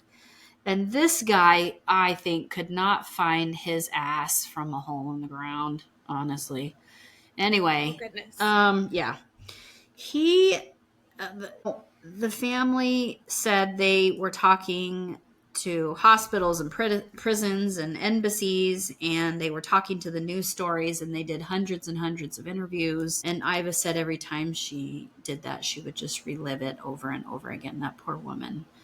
And you could just tell it would just wear her down. Anyway, so now they're, like you said, they would get emails, and these emails that they were getting were just awful. Some of these emails, for example, were like, her feet were being cut with razor blades so she couldn't escape. Another one was Amy is being tied to a tree. Another one was, for example, she's hit in the head with a hatchet and buried in a shallow grave and in Venezuela. And here are the coordinates. And then Iva said we would look that up, and there no such coordinate would exist. Oh, holy fucking shit. And you have to believe it for a second. You have to go, okay, is this real? Yeah. And so you have to entertain that. Yeah. And then she looks it up and goes, those coordinates don't even exist. Yeah. That's just awful. That's so horrible. Awful to have to do that. How many of those, who are the people do that? Yeah. This is the thing. Who's doing that? Right. This is the same as like, who is sending death threats to Janet on the internet? I know that it's happening. Yeah. I know that it's happening. But who's doing that? Right. Who is making up, I think this is how their daughter died, and then actually emails them? Who are the people who do this? Who's doing it? Who's sending it? This poor fucking woman. Iva does not deserve this. It's so awful. And there's some versions where I think that David Carmichael, was that his name? Yeah. I think he's genuinely trying to be helpful. Right? I think he's saying, oh, I think I saw her and I think this is what happened. Yeah. I think he thinks he's doing things from a good place. I think there are some of those emails that they send that have good intentions behind it, but there are enough there, like here are the coordinates of it, here we've been cutting her, where they can be proven not real, that have to have false and bad intentions. Who has bad intentions like that? Who wants to do those things? Yeah. That That part really bothered me. Yeah, that was awful. For however many years she's been having to read emails like that every day. Over and over again, right? Yeah. So in 2005, they get a couple photos of this woman that is from a website where people would meet for free sex or engage with prostitutes. And it's a photo of a woman with dark hair, long dark hair. And I would describe her hair as kind of 80s-ish hair, like feathered and kind of short. Anyway. Like a brushed out perm. Yeah, maybe. Going in every which direction. Yeah, so she's on a bed and she has panties on and a lace top and some high heels, and some pictures she has no top on. She's facing forward, right. Other pictures, she's looking at the camera, side profile and other pictures, and she has makeup on. Anyway, and so the family thinks that this might be Amy, so they send it to the FBI, and the FBI does a forensic analysis with the measurements for like her chin and her shoulder and arms and ear. And like her, where her ear is, things that wouldn't move, even as you age, things that aren't going to be moving on your face. Like, where does your cheekbone hit? Where is your ear in reference to your eye and your... or her hairline, things like that. And it was really stressful to look at those pictures because as they're comparing them, Amy, in all of the footage that her parents have and all the pictures and everything that they're comparing it to, she's so clean cut. She's very like clean girl aesthetic. She's not wearing a lot of makeup. Right. That's just not her vibe at all. So then to see this look so similar to her, but in this very jarring juxtaposition of how she's presented in these photos versus everything else that we've seen of her so far. It was like, and the pictures are so, I can't think of the word, risque. I mean, and so salacious. Is that the word? Yeah. And it's just so, I mean, hey, here's some pictures we think might be your daughter. And it's like, porn. And I hate that Iva saw that. Yeah. Yeah. Yeah, so the FBI determines that they believe it is Amy. I don't think it is. That is my opinion. Yes. Oh, I don't believe it is. But the FBI believes it is. And the family loses their shit, obviously. They are devastated. They say they have never lost hope that she was alive. So they go on Dr. Phil and they put the photos out on Dr. Phil and they say the FBI believes this is Amy. And lo and behold, we meet another person who has had a sighting and interaction with Amy. Her name is Judy.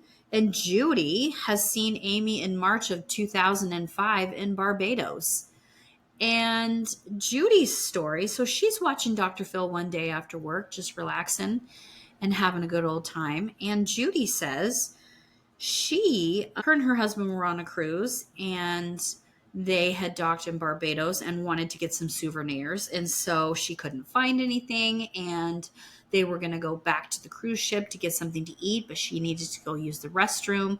She goes into the restroom and then she hears some people come in and she says there are men in the restroom. So she does not come out of the stall, but she hears these people talking. So she comes out and there's a woman standing at the sink and she says she's got wild and crazy hair and she's standing at the sink crying. So Judy goes over to the sink and says hi to the woman. Ask her if she's on vacation and the woman just shakes her head no. Ask her if she lives there and the woman just shakes her head no. And she just says this woman won't talk to her. And Judy asks her name.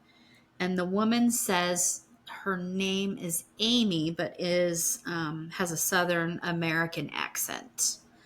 And then Judy says, where are you from? And she says she says West Virginia. And so then Judy says, oh, I'm from near there. I have a daughter, about your age. Her name is Amy also. And so then this woman walks towards Judy and backs Judy up against a wall. And Judy says, I just froze and I'm playing this kind of dumb tourist trying to get out of the bathroom. She's like, it's nice to meet you. I hope you have a good time wherever you're going. I need to go. She's trying to get out of the bathroom. So Judy opens the door and says, excuse me, I need to leave. Excuse me, but there's a man standing outside of the restroom, and finally leaves, and then says to her husband, you just keep thinking about that woman. But then Judy calls the FBI after the Dr. Phil show and says, I think I saw her in Barbados in 2005.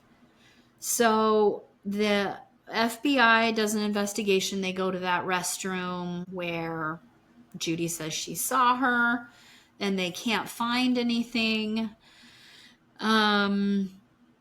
Here's my thing. Why doesn't the FBI just click on the goddamn website? Just click on it. Why? Why don't they just click on it and make an appointment? Well, is it still functional? Is my assumption, is I just assume that it doesn't work anymore. Is that really, they can't look up the IP addresses to investigate because it's in another country. The other country's not going to let them go do that. This FBI guy, again, can't find his ass from a hole in the ground. That is the first thing I would do. Stop it. Just stop it. I mean, you can reverse image these photos. Stop it. That's exactly what Matt said. Matt said everything that you're saying. He's like, why didn't they just go? Why didn't they just see where that website came from? Right. Well, because they can't subpoena the service providers for the internet there. They can't. They're not allowed to get that information. They're not going to give it. They don't have to. It's a different country, because it's like the second that you see that, you go, okay, make that appointment. But how old are those pictures? And are those pictures even used? And the fact that that human trafficking and sex trafficking and drug trafficking are so rampant there, and it's so easy. They have these, like, the makeshift runways, and everyone has access to water for the most part. It's like, even in the US, we were talking about what's his face 2 weeks ago, and he can escape the US police in the water, and that's all they have there. Yeah. It seems like a needle in a haystack. Yeah. And especially when, I don't profess to be an expert by any means, but what I do know is, like, with the sex trafficking and human trafficking, they shuffle these people around so much. So, I mean, if she was in Barbados, they weren't there originally.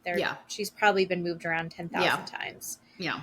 So at the end of episode 2, then we hear this really weird voicemail to the Bradleys from Alistair Douglas's adult daughter named Amika, saying that she has some information and wants to talk to them. And you're thinking, what is going on? What the heck is happening? So then we go to episode 3, and episode 3 just starts out with poor Iva going through Amy's actual, travel bag that they still have packed up in their attic. They're just looking at it, showing. They literally have her wallet, her change, her toothbrush, and the actual dress that she wore in that formal dinner. And Iva's just crying desperately, showing them all of these things. And you just feel so sad for this poor woman that, Amy packed for the cruise. And Brad saying, when he got home, he stopped going to school for a period of time, which rightfully so, after they got back. And Brad said, he's 48 years old right now. And, he doesn't have any children. And he said, subconsciously watching his parents go through everything, he just couldn't, he's not willing to go through that himself. So that's why he's just single and where he's at in his life right now but we do meet Alistair Douglas's daughter Amika, who is an adult and has her own child at this point. And so it is this point 2007, and yes, Amika leaves a voicemail for the Bradleys and says, look, I'd love to talk to you. I have information, and if you want to talk to me. So we meet her. She says she was born in Grenada, and she remembers her dad being in a band and being gone a lot on cruises, playing in his band. She said his parents divorced when she was 1 or 2. And she said when she got older, her mom told her that something happened on one of her dad's cruises, and that if she were to research his name, that she would find out about it. So she said she wasn't born at the time, but I think they, inferred that her mom was pregnant with her when it happened. That's what I got. Yeah. So she said her mom said that he came home one day after it happened and that everything kind of changed. He seemed changed, I guess. And that her mom tried to have a conversation with him. And he had just come home with a bag. And it was the bag. She looked in the bag. The mom looked in the bag. And the bag was full of Caucasian women, pictures of Caucasian women. And Amika said she thought that was a red flag. She wasn't quite sure why he had this bag full of these pictures. So on camera, she calls her dad and just asks him, about what happened. Asks him about the story. And he said, look, I didn't do anything wrong. The FBI was brought on me immediately. And she said, Dad, I'm hearing all of this stuff that you were on a beach with her. And he said, look, what beach? What beach was I on? And he said, I don't like beaches. What beach was I on? Look, I danced with her at a club. I danced with many people at the club. I did nothing wrong, and I left her at 1 a.m. She said, look, Daddy, you had pictures of all these Caucasian women. And he said, which one of those pictures was her? And she said, why? Why do you have all these pictures? And she said, if this happened to me, how would you feel? And he said, I would do everything in my power to find you. I had nothing to do with this. And he just hung up the phone. And so she's really upset. And she says, I just want peace for everybody. And she seems to be struggling with it too. I have thoughts again, but okay, tell me about your thoughts. I just have thoughts. I have so many thoughts that I want to get to. So here's my thing. So all of these, I want to go back just for a second. All of these rumors, right? The rumors from the beginning where the FBI were on the boat at the beginning and people were like, I heard the FBI's on the boat because maybe somebody fell off. The FBI's on the boat, maybe somebody committed suicide. And then we start with, right, the photographer was like, oh yeah, I know that girl because I videotaped her. Here's the tape. And then we have Lori conveniently going, yeah, I saw her with Alistair. And then we have the Navy guy going, yeah, I saw her in the brothel. And then we have David Carmichael. Yeah, I saw her on this exclusive beach with Yellow. And then we have Amika really upset about her dad. Is it possible? Is it possible that the dad and the brother, one or both of them, that they started these rumors. Ooh. That they may have perpetrated this Alistair story, that they put his name out there over and over again, mm-hmm. and that they paid these people money. Oh, all right. So these are the thoughts that I have, because Navy guy is a creep.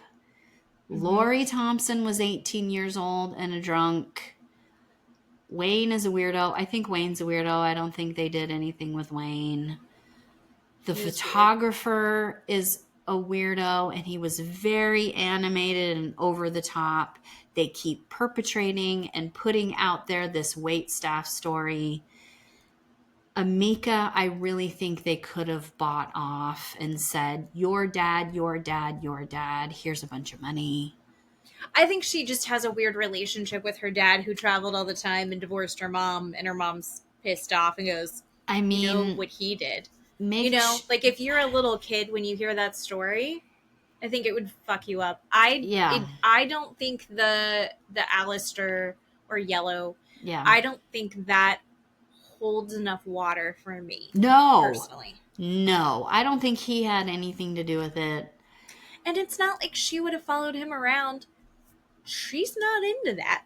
No, I don't think she would have followed that's just not him. Her thing. No, I don't think she would have gone anywhere with him. But the family and people online are saying, if the family had something to do with it, say the family, the brother or the dad did something to her, why then would they keep wanting this story out? Why would they just be like, I don't want to talk about it anymore? You know what I mean? That's if people commit crimes, you know what I mean? Yeah. People commit crimes. They don't want it talked about.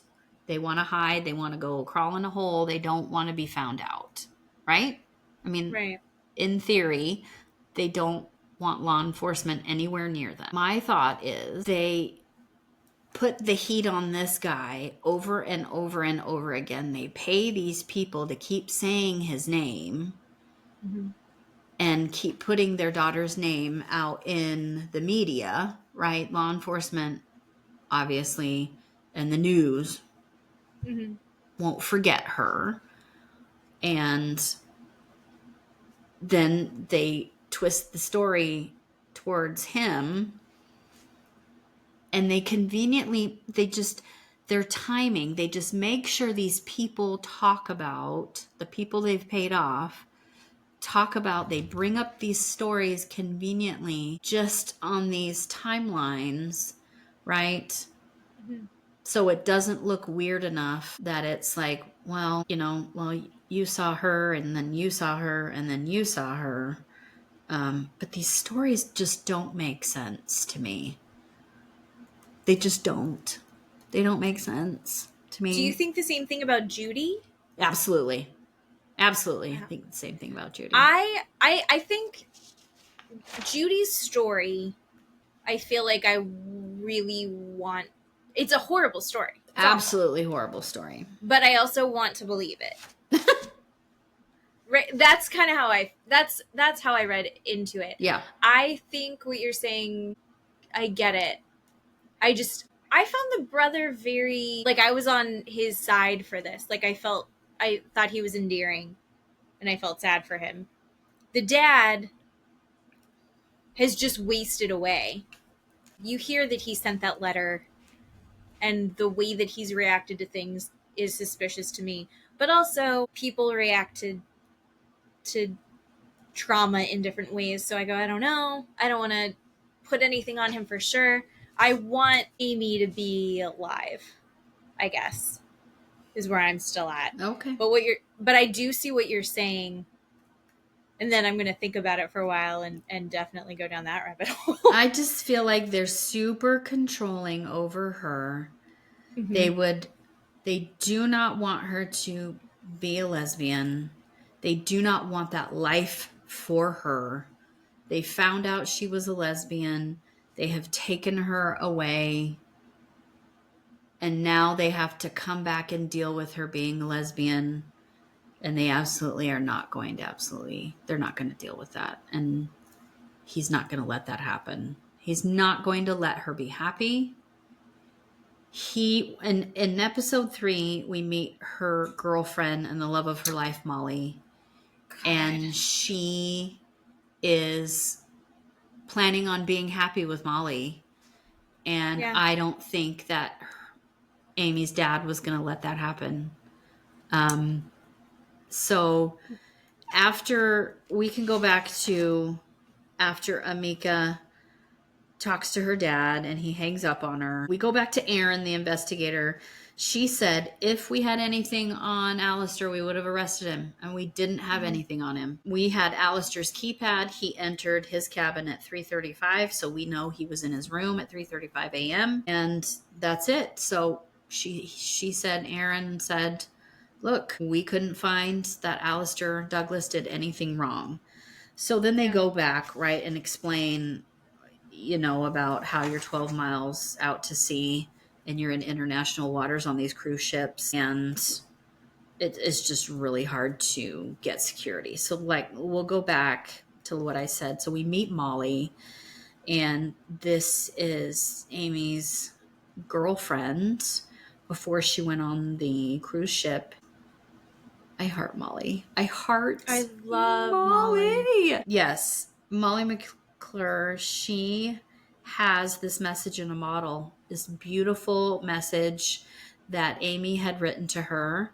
And we get to hear about their history together. So her and Amy met at basketball tryouts when Molly was 14. And Molly was shy and Amy was confident, and they were on a travel team together, and they became really close friends. And she said they had sleepovers at each other's house, and they were clearly falling for each other. But they didn't realize they didn't know it exactly when they were 14 years old. So they grew up, and Amy and Molly went to different colleges, and she said they both came out in college, but they obviously didn't know that the other... Yeah, they're at different schools. Right, different schools. They didn't know... This is pre-Facebook. Yes. Or MySpace, right? They didn't know that they came out. Before that too. Yep.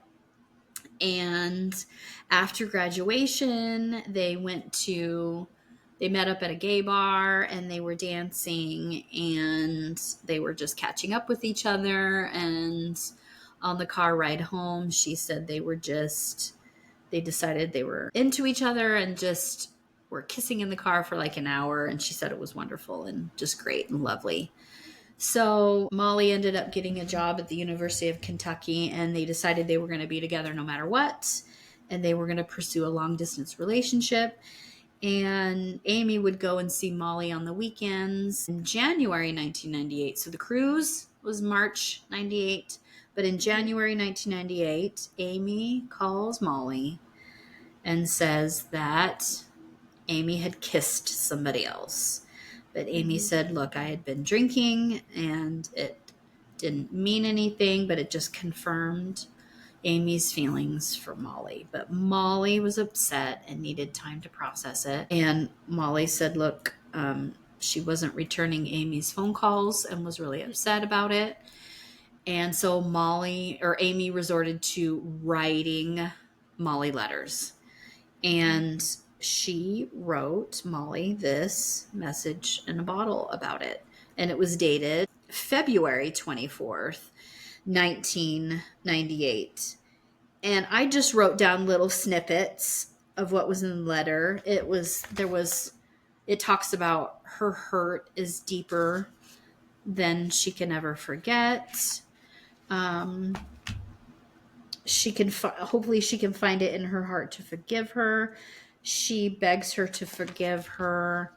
Amy says she was insensitive, immature, and selfish, and she's not proud of how she acted. She feels like there's an ocean between them, and Amy's on a desert island waiting for her to rescue her. Amy says, I miss you. Save me. Signed, it's super Stranded romantic. Amy. Yes, very romantic. So romantic. It was wonderful. It was so beautifully written. Yeah. So then you're thinking as you're watching this, you're like, oh my God, she committed suicide, right?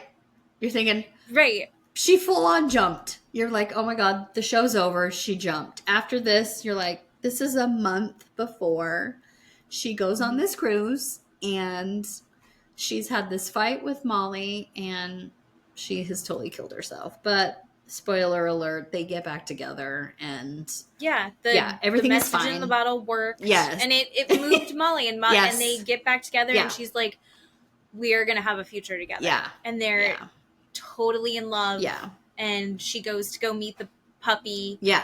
The bulldog Bailey. Yeah. Yes, it was so great. So we fast forward and we meet this guy named Anthony Willis in Australia. So we talk about this true crime kind of explosion. Yeah, explosion on the internet. People in 2018, people are doing a lot of things on social media, being really interested in, like we are with true crime stuff. These like women doing podcasts. What? In their spare time, talking about other stuff, other people's lives. So Anthony becomes aware of Amy's case in 2014, and he's really interested in her case, and he starts researching everything about it. And he decides to create a website, amybradleyismissing.com, where he puts all the photos and archive links and tips and threads and theories all on this website. Mm-hmm. And come to find out that David Carmichael, the guy from the diving beach inclusive situation, has been talking to Iva, Amy's mom, and he finds out from Iva about this website that Anthony has created. So David calls Anthony, and now David and Anthony get together and start putting their heads together with this website, because David is this telecommunication specialist networking dude. Good for him. Yeah, which I think he might be doing some illegal stuff. Oh, really? I don't know. Because Erin, the FBI chick, was like, we can't do all this IP checking. And he's like... yes, we can. So... here it is. Well, I think also probably what she was doing. Yeah. Because the case got taken over by the other guy. Yeah. So I'm wondering if they dropped the case. Although she also... I liked FBI Lady because she also was like, I wanted to make sure at 20 years we put out new stuff. Here's the age progression. I don't look the same as I did when I was 20. So here's 20 years later what Amy like. I like that I think that she has very good intentions with what she wants to do. So Anthony... her hands are tied. Yeah, and David say they have what's called string data from the website, and they have IP tracking from the website, and they say we're going to mine the data from the website. Right. Yep. And they find out where all these IP addresses are coming from that look at the website. And so Anthony starts sending David all of this data, and David starts filtering all the data for any patterns from these IP addresses that are looking at the website. And David starts noticing a lot of these IP addresses are coming from Barbados. So the same place that Judy said she saw the lady that looked like the photo that was in like the prostitute website picture, I guess. Yeah. And so David then starts to see how many times these IP addresses are visiting these websites, and how long they're resting on the page. And what page they went to. So, for instance, he said on Thanksgiving, they look at it 15 times for 38 minutes. On Christmas, they look at it for 16 times for 48 minutes. And on Iva's birthday, they look at it 18 times for 43 minutes. And they're getting hits from Curacao and Barbados. And so David's theory is either one, people involved are curious and want to know how close they are to being caught, or it's Amy looking at it. So then they start putting up sentimental photos on the website of like her car and her dog. Oh my God, the car part. Yeah. Her family is keeping the car that she had, which was this zippy little red convertible. Yeah. They're keeping her car perfect. Yeah. And like her dad is keeping it waxed and Yeah. keeping it running, and it's sitting in the garage ready for her. If she comes back, that car, she could drive it as soon as she gets home. I always wanted one of those Miatas when I was in high school. I wanted my parents to buy me one of those. How much is a Miata? I don't know. It's got to be like $10 now. I don't know. I mean, it's, it's a hot, sexy little thing. Yeah. But yeah, they're keeping this car for her. And so, yeah. And then they start posting the pictures of her dog, who's definitely dead by now. Right? Oh, probably. Like, it's a bulldog. I know. They've been, especially in like the early 2000s, they were so inbred. Yeah. It was not good for them. Yeah. And their flat faces, he couldn't breathe. Yeah. So that dog's dead, but they're still posting pictures just to like see what they can get. I agree with David. It rings true for me. Yeah. So the producers then ask David if she has access to a phone or a computer, why doesn't she just email or call home? Mm-hmm. He says, well, if they're threatening her family, then she's worried that if she does that, then they would kill her family. So that's why she's not contacting her family. So we hear more from Judy about more of what happened in the restroom, because Judy apparently didn't tell us the whole story, or they didn't show the whole conversation. They edited this very specifically for the documentary. Yeah. Right. So Judy said that she overheard the woman say, "Can we stop and see the children?" And the man said, "Yeah, are you going to cooperate and not leave?"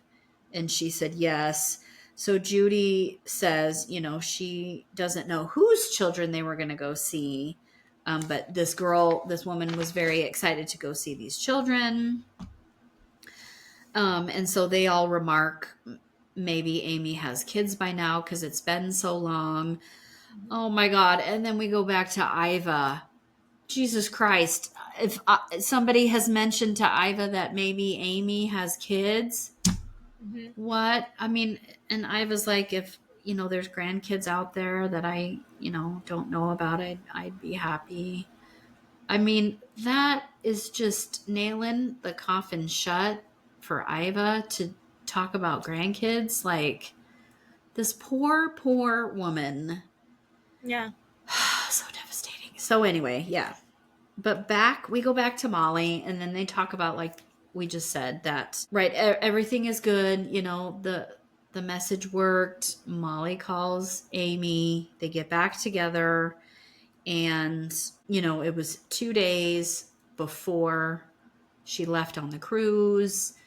They were together. So Molly's like, no, she wouldn't have committed suicide because we were together. We were planning on living our life together before she left on the cruise. She was really excited to go on the cruise. There was no reason why she would have wanted to kill herself. We had plans for Easter after the cruise. So, yeah. And then Molly said she received a postcard from Amy after she heard that Amy was missing. I mean, to get that in the mail, oh my God, it's so just awful. Like, I can't even imagine to have that show up in the mail after someone is disappeared or gone, to have that. Anyway, we see Iva say, today is the 9,758th day.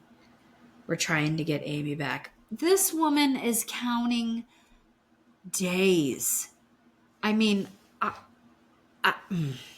like I said, I would move to wherever foreign country. I would probably be counting days. She is just so sad. The level of sadness on this woman is palpable, you know. And she says every morning they say, well, maybe today. And then when they go to bed, they say, well, maybe tomorrow. And you're just like, I can't take it. It's Watching awful. her is so difficult and so hard. They have the conversation with the friends Yeah. about this hope. They'll talk Yeah. to the mom, and the mom will say, well, when she comes home, Yeah. it's not if, it's when she comes home. Yeah. And this hope that, like, this undying love and belief that her daughter is alive. Yeah. But it's a double-edged sword because there's no closure. Iva is never going to be able to move on. No.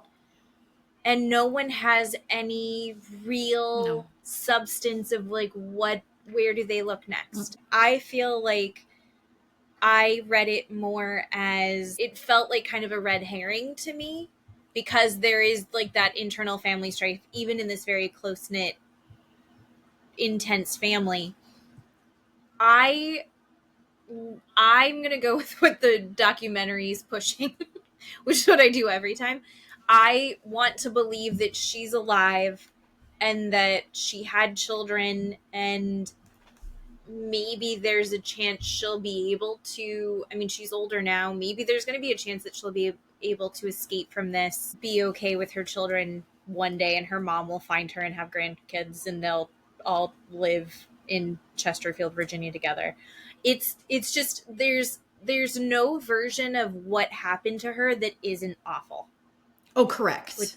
Which is just, correct. It's so sad. It's so sad. And it's one of those things, again, where you look at this thing, we don't know what happened. And in these other documentaries that we've gone over for this, we know what happened. Yes. In this one, we have no idea. And the amount of lives that this has affected forever. Yes. It's such a horrific tragedy. Yeah. Yeah. I know. They just go over, at the very end, right, Alistair Douglas took a polygraph. The FBI, did not charge him. They had no evidence to charge him. And then they say in 1999, the Bradleys filed a lawsuit against the Royal Caribbean. Yeah. The Royal Caribbean stated that they acted appropriately and responsibly at all times, and ultimately the lawsuit was dismissed. So, I mean, like I said, I can see, like you said in the beginning, I can see both ways about wanting the ship to not dock, and then also wanting everybody else to be able to have their vacation. I don't know how to feel. I would say, knowing that she went missing. Yeah. Right? Like, knowing that wasn't a frivolous, we can't find her. Yeah. Hindsight's 2020. They should have stopped everything. Yeah. But if she did go overboard, if something happened between her and her dad and she did go overboard, then it wouldn't have helped anything. Yeah. True. So, but we don't know. We don't know at all. And where I land at the end of it is, I don't think that my vacation, no matter how much money we spent, is more important than someone's life. Yeah. And if there's a good chance that we could find somebody, because the difference between, like, I missed my dolphin encounter and their daughter is gone forever, I think if you don't weigh those and go, even 2,400 dolphin encounters or their daughter, I think you go their daughter. Yeah, right. It is just where that's where I would go. But there's enough people that it's like, they're going to email, I agree. They're going to leave a bad review. I agree. I don't know. But yeah, I don't think I'll be going on a cruise. Me either. Plus I get really motion sick. Matt hasn't driven Me too. the van Yeah. in 10 years. I get motion sickness too. Even though that thing is gigantic, I believe I could feel it. I could feel it, so I don't think I'm going to go.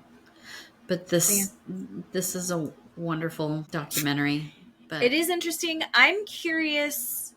Now I'm going to go watch the Hulu one. And I'm curious when we post this, who's going to have different theories about it and what they think. Yeah. Like I said, Steve differed from what I thought. You differ also, and I love all of that. I love it. I mean, and the more time passes, maybe we'll get more information. Yeah. It is interesting to do one of these that doesn't have a clear what happened. Mm-hmm. And maybe the fact that more people are watching it, more people are... Technology gets better and better. Who knows what we might find out. And also, I wonder, does this mean there's more security cameras in those boats now?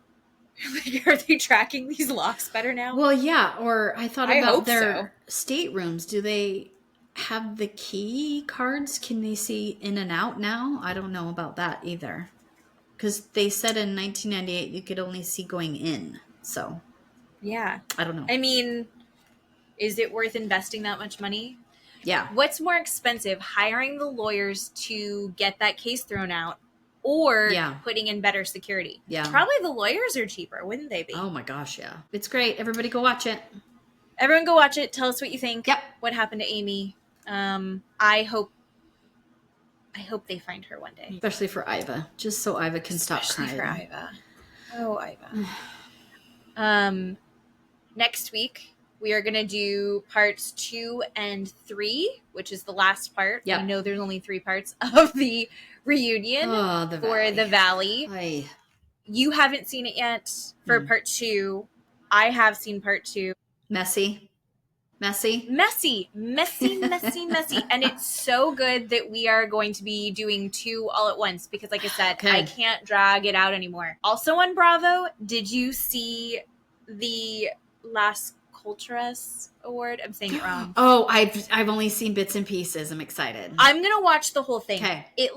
The pieces that I've seen are fucking hilarious. Okay. Yes. And I love every single person that I've seen. Yes. And I especially love Lisa Rinna. Yes. Lisa Rinna is so down to do anything, and I love her for it. Mm-hmm. I love her for it. Me too.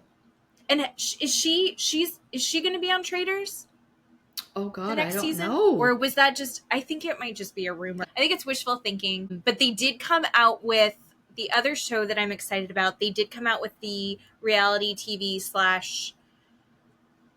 / minor celebrity list for Special Forces. Okay, so the cast for Special Forces is out. Forces season 4. Special Forces. Season, and it looks good. Like, there's some people on it I'm excited to see. Cody Brown. Yes. I know. I want to see him cry. I do too. I want to see a woman emasculate him in this so badly. I really want to see bad things happen to him. I'm so excited to watch him get dropped out of a plane. I'm so excited to have him walk around in cold water. I'm so excited for his feet to get blisters. Like, I just want all of the bad things for him. I want them to just scream and yell at his face. Yeah, because he's not going to be able to handle any of that. Oh my God, no. Teresa Giudice, I think, will actually do super well. Oh, she's going to do great. Sean Johnson, she's going to do great. Mm-hmm. Yeah. I can't remember anyone else off the top of my head. Is Teresa Giudice's daughter? Yes. Is she? Yep. The mother-daughter duo, I think, is bizarre, and I think her daughter's going to do terrible. Her daughter's going to be terrible. Yeah. Brittany! Although I do like her. That's what it is. That's what I wanted to say. Brittany. I'm so excited for Brittany. Brittany is going to do awful. Oh, she's going to do awful. She's going to do so bad. Oh, Brittany's going to be out so fast. I think she's going to be out faster than Tara Reid. Yeah. Oh, yeah. But... Oh. Get that bag, girl. Yeah. Go for it, Brittany. I want her to be on every show.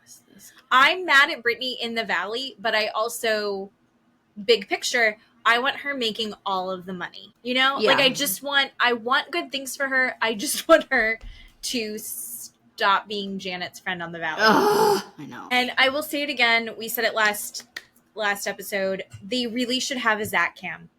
They gave us a little bit. I'm excited for you to see episode 2. We get more Zach. Just spoiler alert, what they do is there's a lot of Zach constantly making side little shitty comments that are whispered to Jasmine. And they just put the volume up for us on full. So like as the big fights are happening, you hear his little asides of him being shitty, but you hear it at full blast. Oh, good. So we at least get that. Okay, good. So thank you, Bravo. Thank you. And on that note, now you guys know what to look forward to Yay. Next week. And thank you for listening. Thank you. And let us know where you think Amy is. And I love you. I love you. Thank you for doing the podcast with me. And thank everyone else for listening. Yep. Bye-bye. Bye. True crime story time. Whispers in the dark. Truth leaves a mark.